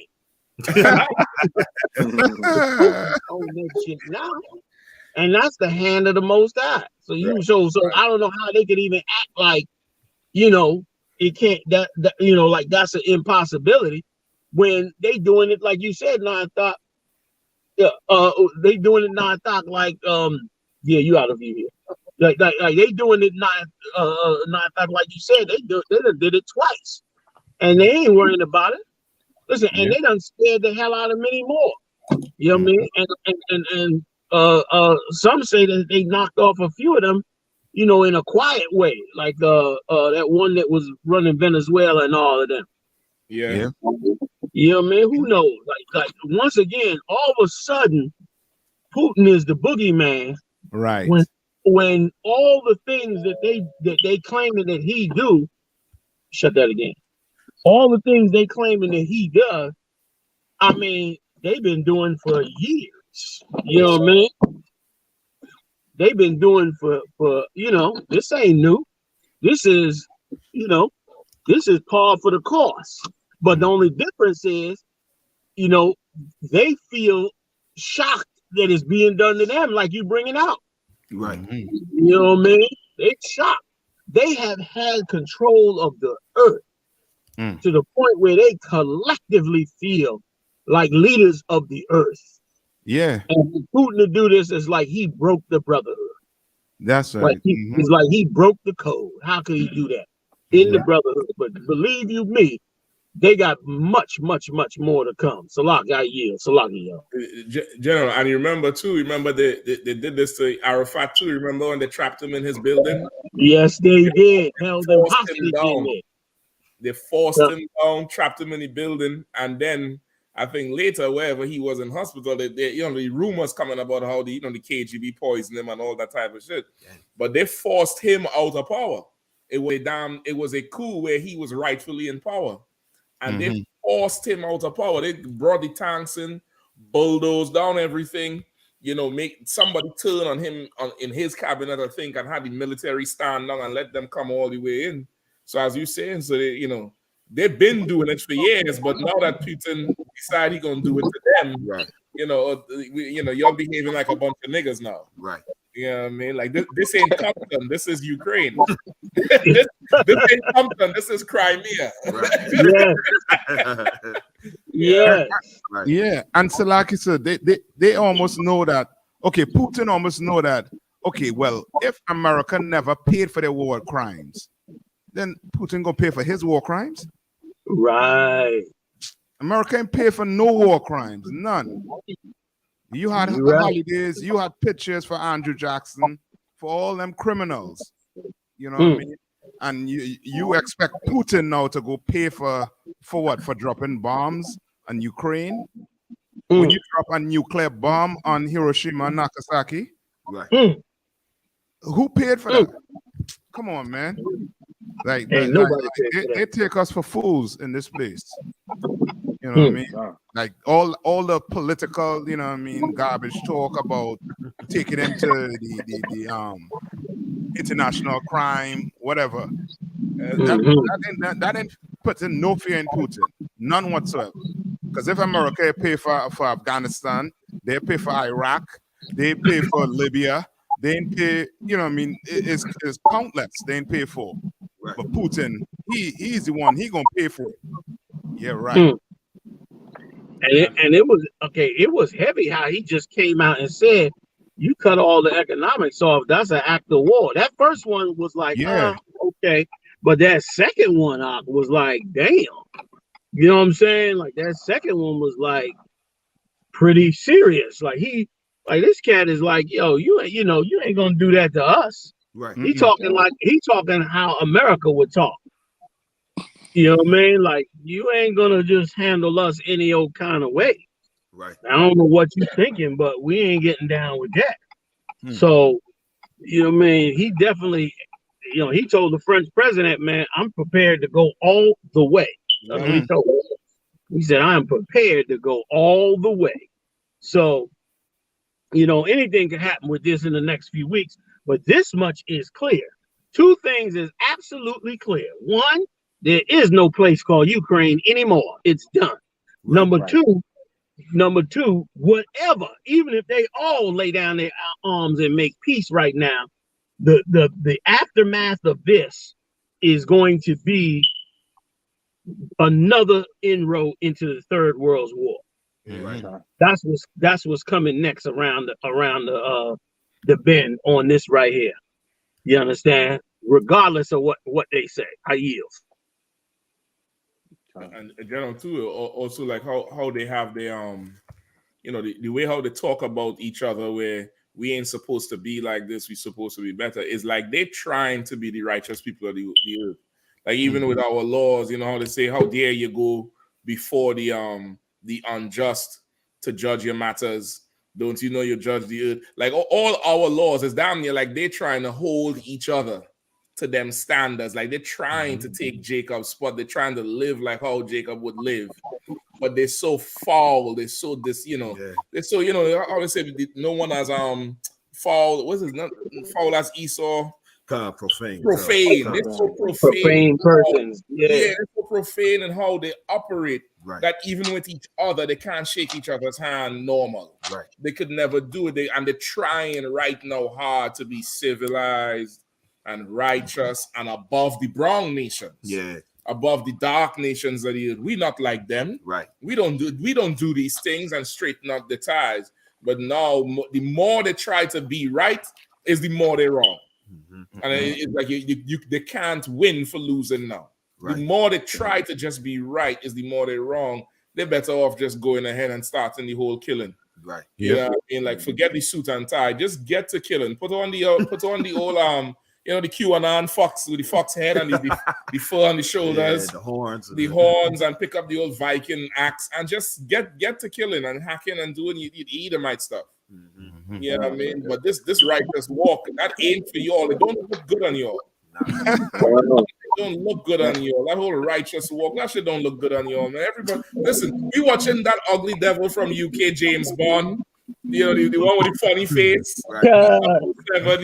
No Time to Die. We watching Mission Impossible for the longest while. We watching Rambo. We watching you white people fight each other for decades. All of a sudden, now you don't fight, you playing chess. Nah, nigga, get to fighting. Right.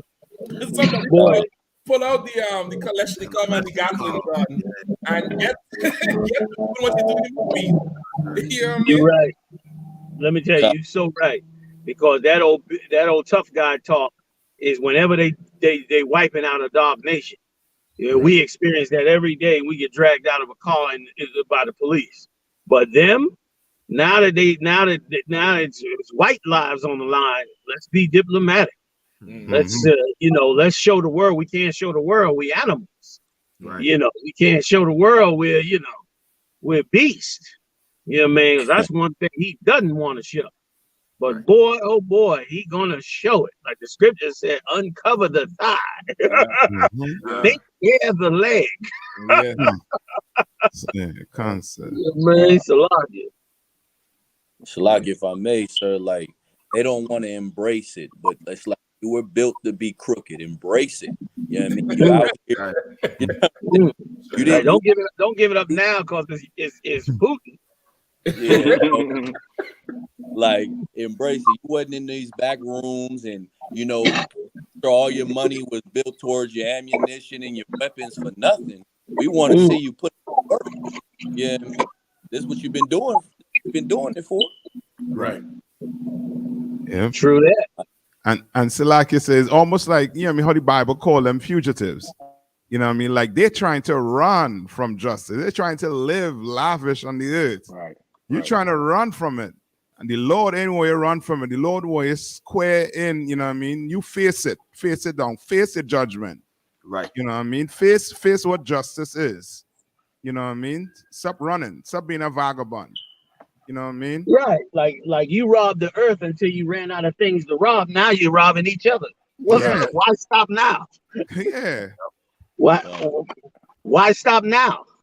Right. If I could, sir, that's what they was kind of alluding to in that video that you put out, that you showed us earlier, was and them saying all those words like, this ain't this type of country, this ain't this type of country. They basically saying we got all these people to oppress. Why oppress each other? You know what I'm saying? Like, you got them over here, you got the Arabs over here, you got them over there. You doing this to each other? That's crazy. We got to stop this madness. You know what I mean? And you can see it. You can see them taking it out too on them other nations in Ukraine. Like the brother in Jamaica bring out something about the Jamaicans and them who are across there also too, and they're getting oppressed. They're trying to leave and they're kicking them off the bus. You know what I mean? Oh yeah. Yeah, which is showing you know what I mean? Like they want to fight. They want to fight us. You know what I mean? They want to fight us. Go fight Putin, man. Yeah. Go fight them. Go, you know what I mean? I mean, they said from running over. You know what I mean? Tearing up your they tongue. said they had anybody who wasn't white standing out there for 4 days before they let them get on a bus, and they only let them all get on the bus because the media came out there. Yeah, shut that shit down. They was out there for it. You should have seen them Hamites. In about 2 seconds, them Hamites was gonna look like sun-kissed raisins, man. They've been out there 3 days already, cold as a rock, and they was done. And then the news came out there and said, "Why the hell y'all ain't letting them on?" And you should have seen it was horrible. The line for all the Edomites was clear. You know what I mean? Right. The line for the Edomites was clear, but the line for the Hamites and every other dark nation that went over there, Issachar, everybody was over there. That line, they kept them, they held them in the country. You know what I mean? Insane. But now judgment time comes. That's right. You know what I mean? General, if I could too, I don't know if you remember, the brothers for sure might remember a couple of years ago when Greece fell. Remember when Greece fell and how the Greeks were turning on everybody black till they killed this brother who was over there. Yep. You know, brother who was from the States. I think he went over there to play basketball or something. And he, of course, he had his white girlfriend, and he wasn't even talking to them.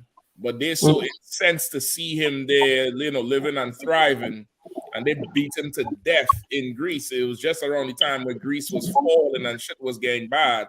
Is that like was telling you pull out from these nations, right? Because there's a ton of Israel over in Ukraine, not just not just the Benjamites, but Asher is heavy over there for that football everybody calls soccer, heavy over there, and they got stranded. They got stranded. They're begging to stop the bombing, stop this. It's down here like, no, every beast returning to his kind. Every nation returning to their own. You know, while they're killing each other. No time for us to come back to each other and come back. You know, like don't fear ourselves no more. Right. Everybody running from being black. And you know, they just arrested a sister that's a basketball player in Russia. Yeah. Yep. They just arrested her. She didn't get out when they told her to get out. And now they locked her up, claiming she was bringing drugs, trying to get out the country with some drugs or some shit. It carries a 10-year sentence. Huh? I said it carries a 10-year sentence. A 10-year sentence in the gulag. And what was more frightening, why did she stay? Like, who, you know, was she working for somebody? Like, that's what I be thinking. First thing I be thinking, who she was working for? Right. You know, they done got real creative with, you know, utilizing people for different things. Come on. And so, you know what I mean? Who's to say? She chose the wrong country to get locked up in with what she represented. Right. Yeah. You know, Putin ain't partial to that LGBTQ at all. He ain't having it. So is she part of that too? If you see her, she looks like a man. Good night. She's one of them who done cut her breast all the way off. No. Yes, sir. She looked like a full out man. Right. Wow. Yeah, man. Wow. I think you can see the screen. This is a picture of her. She looked like a brother. Yeah, I mean, she chose the wrong place to go get jammed up in. Right. Wow. That's crazy. That's crazy. And you know, even with this too, that's to show you how the curse is.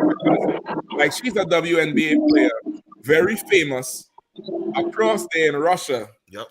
And she get pinned with drug dealing, drug possession, just like you would get pinned on, Martin Luther King Boulevard. You know what I mean? You over there, you're flossing in Russia, and you get, pinched for drug possession or whatever, just like you would get pinned on, Flatbush or the Vegas Strip or something. Like, you can't run from who the hell you are. Yeah, that's so crazy. So true. So, like, if I may, sir, and I seen a quote that Putin, he said, "What's the point of having, what's the point of the world being here if Russia is not in it?" And Putin said that in response to those sanctions that they're talking about, the economic sanctions, because, like you said, General, those sanctions, like you said, is an act of war to try to cut them out of the economics. They said 80% of Russia's dollar of their economy is based on the American dollar and the American economics. So for Putin, he's looking at it already as an act of war. And I seen a video, sir, where he took all his military advisors and he got it's on camera. And he took all his military advisors and had all of them agree with him going to war. Like, he saw it ducks in a row to say, like, listen, all my military advisors already agree they're going to war. And the Democrats here is saying, like, Putin is forcing them to agree with him so they can go to war. And it kind of do look like some of them is scared, sir. But It's his mind is like, this is what it is. Like, if it ain't no Russia, it ain't no, everybody messed up, sir. Like now that the West, that was such a good point. Now, if I could stack something on it, now that the West is ruling the world, they don't want no more strong men. Right. But Putin is old KGB strong man. Right. I saw that tape you talking about. He marched them in there. God, and one cat was kind of like shaky. He was kind of like, you know, and he said, what? God, say it plain. Speak plain. And that boy tightened up real quick. He locked in quick. He like, I'm fully down. Like, I'm fully. I saw that. I said, he is not playing, man. You know what I mean? Like, that's how a strong man rule. Right. And America used to love a strong man. Saddam, they was America's allies in the 50s. Yeah. Gaddafi. Yeah. He was down with them until he shot down that Pan Am airline. And after that, he was no longer, he was no longer in their favor. You know what I'm saying? Forget about it. So like they love a good dictator. Go ahead. This look like, it's look like you ever play like you play some board game chess with somebody who just can't lose. Right. And if they lose, the whole table, the whole board game getting flipped. Yes. That's Putin. Yeah, right. That's it. Checkmate. And he's like, nah. You right. He running like, you know what? Video game. We're going to war. To hell with his board game. Right. To hell with all his politics. To hell with all of this, looking nice on BBC. Right. Right. Knowing he gonna take off that suit. And he gonna take his ball and go home. Right. Yes. Like they because he ain't go bombing countries around the world, they kind of looked at him like he was not that powerful. Right. They wasn't respecting him like who he is. You know what I mean? He got the largest nuclear arsenal on the planet. More than America. He got the largest nuclear arsenal on the planet. You sitting off his doorstep acting like he's some young punk. And you gonna run up on like you did everybody else. Right. And he looking like, man, don't y'all see? Let me flip on you. Let me wig out on you. Let me show you what you made of. Right. And that's exactly what happened. Like once again, I don't know what was on their mind, Slucky. But I don't know what was on their mind to believe that he put 3 nuclear power plants in that country and they was just gonna go up in there and tell them kiss our ass. Right. We join in the West. I don't even know what they was thinking. Like this guy here, brother, he is the only country that fought directly border to border with the Nazis and beat them. Right. Yep. Every other country either fell or had to come in and invade. For really, it was only America that came in at the very end and stopped them Nazis. But prior to that, ain't nobody fight them Nazis, man. Stop them Nazis back in World War II. But them Nazis ran up into that Russian cold, brother. And Putin's boys went and circled around the back and cut off them supply lines. Yep. And them Nazis was eating their horses, man. They was eating horse meat, brother, for months. When the horses ran out, brother, the war was over.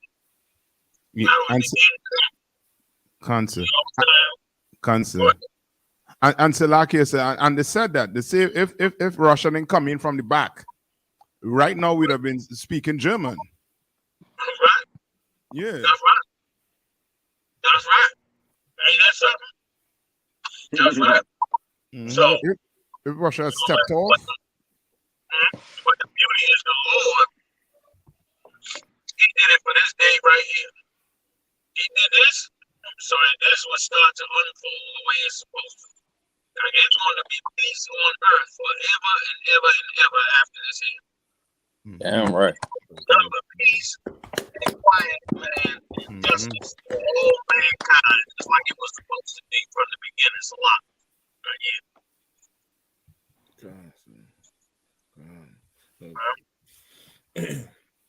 Like that's as you say. So he's the old, he's the strong man of old. Like that's damn near what what they need now. Like the world done went to the strong man, the battle of the strong man, then get soft with all these these passive leaders, these not far right or far left. Not the conservative, the progressive. All this progressive politics. And politics is the same. Is war on pen and paper, and then in the field. And he go in there with it. He going all the way there with it because it's damn near like he know what's at stake. Like he fully understands what's at stake, while the rest of them, playing, blowing smoke. America trying to deceive everybody. That's probably how they deceive Ukraine. They probably show Ukraine gold bars. I don't know what they show that Zelensky guy. They I don't know what they show, and they show him a video with something that make him think he's David and Putin is Goliath and he's going to win. And America is just not going to pick up the phone one day. He going to be texting them. He going to be in the inbox. He going to be in the DM. He going to call somebody and say, "Hey, tell Biden, give me a call." He going to get the message. "Hey, Joe busy." Joe. Speak to the secretary. They sipping too much of the vino. Them fools up there, they ain't dealing with reality. Like I brought out last week, man, like this propaganda got in them good. Yeah. They believe it. And brother, that is a mistake. Yep. You know what I mean? Because the Most High, he gonna bring this to its end. Right. Even if they stop firing now, this is the path to them going on their knees. And brother, he's already talking about possibly going into Moldova. He's talking about going into Crimea. I mean, not Crimea. Moldova. Chechnya. He done already threatened, I think, Switzerland and another country. I mean, this is it, and it's beautiful. The sad part is, the sad part, but the sad reality is that the Israelite school of U.P.K is about to take on a burden of enormous proportion.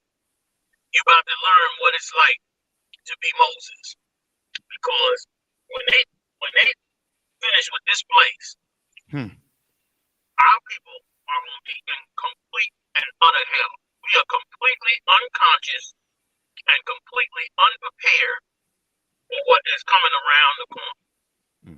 Your Amazon bill, they said the gas bill went over 3 times more hot per cubic centimeter, which means you're about to have to pay about 4 times as much for gas, or home heating gas.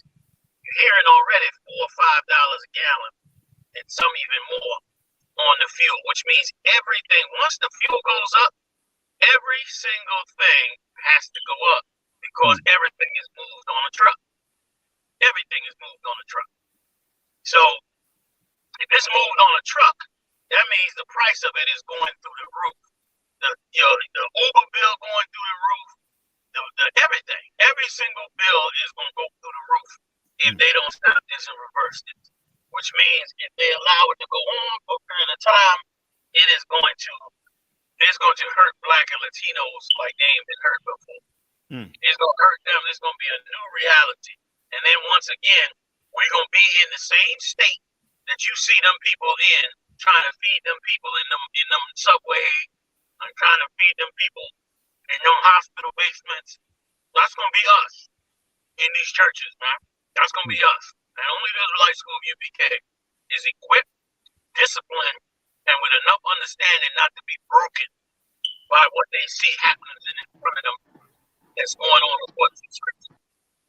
We're going to have an enormous burden. The real estate's going to go up. They're going to throw people out of these places like crazy. It's going to be madness and mayhem, man, as this place starts to descend and come apart. Because of course, and remember, every move they making, Russia and China is gonna make the move on them. Yeah. Like every move that they're making to crush his economics, he getting ready to call together everybody that they've been sleep on to do the exact same thing. And then they talking about cutting off the oil. They cut off the oil, brother. You're gonna see spit snot soldiers sitting in Saudi Arabia in the royal house. You're gonna see a blonde-haired, blue-eyed white boy, brother, sitting up in the house of Saad. What you gonna see? In the middle of the desert. Because they're gonna start World War III with it. So our burden is coming. But thanks be to the Lord, we even got hired for that job. Right. Choice when they had been buffered because they were the servants of the Most High. And that's what we got to look forward to, because now, man, you about to see Israel's ability to adapt to a horrifying situation. Yeah. You're going to see these U.P.K. soldiers and captains go into full action on saving these people, feeding these people. And here's what it's going to be. It's going to be glorious to us for this reason. Because here's what's going to come with it. What's going to come with it is the loosening of the chain of the slave master.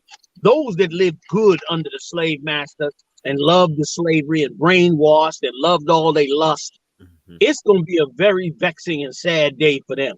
But those who've been seeking to really gain back Christ's possession for them, his people, and who've been trying to be the men of God to lead these people in the right direction, oh, you're gonna be thankful as hell, because you're gonna have ready-made, you're gonna have built-in customers, man. The customers is coming. They're gonna need food, water, clothing, shelter, and most of all, they're gonna need their mind fixed from the madness that's going on right in front of them. And once again, that's why we building these schools and these camps. That's why we pouring every quarter into them. That's why it's, we struggling to do what we doing. Once again, Christ's strategy is always better than man's. We didn't go build no big giant mega church. Instead, we built camps all over the world through the grace and mercy of the Most High. And now we see why, because each one of them camps is going to be an absolute necessity. Watch what I'm saying. Absolute necessity, because once again, our people, we've been in slavery so long, we have no idea what we even need in this hell. We have no idea. We have no idea how to function and all of that. So now, when the bottom falls out, oh, we really ain't gonna know what to do. But the prophets of the Most High will be there to show everybody what to do. And that's why it's so important, man. Everybody coming to the Passover this year, renew our oath with the Most High, get prepared for the end of the world, because after this bombing, we're in a new world. We're in a new world. We're in the, we're in the last turn of the race. We're coming down the home stretch. You running the race the whole time, but when you bank that last turn and you coming up on the home stretch and you can see the finish line, woo, that's when you open up the last of everything you got. That's where we at now. We in a different world. And the school is ready. We ready. We got great brothers coming up, captains, officers, troopers, sisters. The body is ready. Now the body just got to take on all that's out here. You understand? The body just got to take on everything that's out here, and the body gonna have fulfilled its job. You know what I mean? Like, oh man, I can't begin to tell you all how great it's gonna be, how wonderful it's gonna be to see and experience, man, and how much an honor it is. Like, you don't get high. The Lord, his application for work is a very difficult application, and to stay on the job, oh my God, you're gonna get scrutinized on the job. You understand? Like, this job, you don't just get hired for this off for the drop. You understand? But we've been hired for it, and the honor is insane. We're gonna be heroes in these Black and Latino community. You're going to be a hero when you come out and speak in front of your school, and all them people are outside and inside because they can't fit inside. And all that you and your camp and your brothers have done with you, man, they're going to cheer and clap and say, man, how amazing you are. You understand? The brother that opens the door, he gonna be famous. Brother that's at the school in any city, he come and open the door, everybody gonna know his name because he gonna be the one that lets you in. And if you get in, you gonna know it's the greatest place on earth that you could be. Yes. You know what I'm saying? So well, that's it, man, for this round. Come. You know, man. So we over the time, unless somebody else want to drop something in on the end, man. I thank y'all for inviting me, and more, I thank y'all for letting me run my damn mouth. Salah.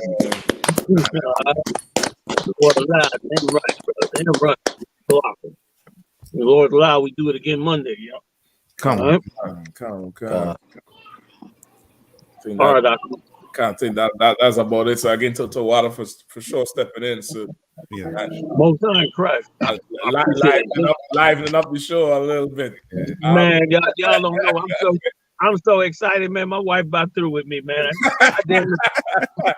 I was gonna pack up my office in the basement because now my leg is better. I was just gonna work out the school. Right. But I'm gonna keep the office because I'm driving her nuts. I gotta spend most of the time down in the basement because I see how y'all be aggravating your wives over the football game. Because I'm seeing that shit over CNN. I'm gonna see them. Yo, did you see that? Did you hear? I'm telling you, did you hear what he said? I'm in there, you know what I'm saying? She try to have a little peace in the house. I'm in there like the game is on. You know what I'm saying? I see why how brothers be doing it because I'm up on the TV like, wait a minute, hold up, babe. What did he say? Turn that up. He done started just giving me popcorn and shit, man. She threw her hand in on the thing, you know what I mean? She was some popcorn and just let me go on because I'm having the time of my life watching prophecies come to pass before our eyes and watching something that in most people's mind they've read about in the scriptures, but did not really believe that it would unfold like this. Right. Really believe that it was nice and it was beautiful, but you was gonna get old and go on and live and get your 401k. I got bad news, no by now. It's not going that way. You know what I'm saying? It's not going that way at all. You know what I mean? Like the Lord is gonna make. He said he is not mocked whatsoever, man. So that shall he also reap. That's right. Like, he ain't mocked. He gonna bring this thing to pass out. Man, you can't thank him enough. You can't thank him for the job he gave you. You can't thank him for the knowledge he put in you, man. You can't thank him enough for everything that we have received as the people of the Lord. You can't thank him enough, man. And you know what else could be said? Yeah, here it is. And so yeah, that's what I'm doing at home. I'm gonna get ready to go home. I'm getting ready to aggravate the sisters for a minute because they done got some grub. I'm going over there yelling their house for about an hour. And I'm gonna run till 4 a.m. and making notes, preparing for Monday. I mean, this thing is just amazing to me.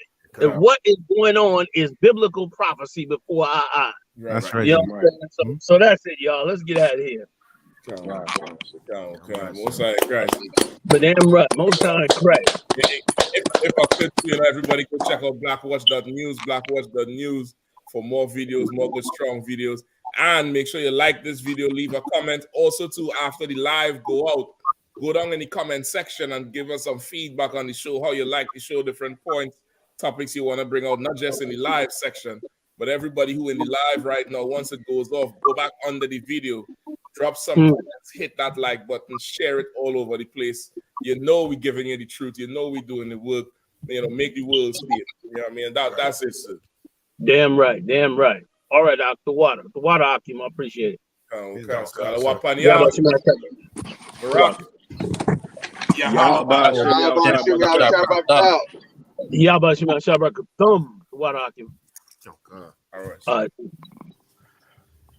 No cowards in our camp, let their colors fly. I.S.U.P.K. 53rd Annual Lord Passover. 53rd Annual Lord's Passover is going to be held down here in Florida. It's going down. You're here tonight to get a chance to be righteous enough to be worthy of God coming to save you. That's right. It's going down. The Lord's 53rd annual Passover. When we say we no cowards, we stop that business. We no cowards up in here. Book your hotels now at the Holiday Inn Express and Suites, the IHG Hotel, 301 Tucker Lane, Cocoa Beach, Florida, 32926. Here's a lot of men down. You dealing with the men of war. We at war. I sided with the Lord. Counter all your dishes, pots, pans, forks, knives. I kind of like this. This is like an apartment and a hotel. You know what I mean? This here right here is about to be holy ground. It's going to be holy ground. All our beautiful, wonderful brothers and sisters from all over the world. You understand? We can boast that now. Brothers and sisters coming not only from every state, but from all over the world. I heard the numbers this year is ridiculous. We had to buy out the whole hotel. Friday, April 15th at the Space Coast Convention Center. My camp undefeated. You cannot debate. You just want the clout. We just want the grades. I'm just trying to get it. This is going to be glorious.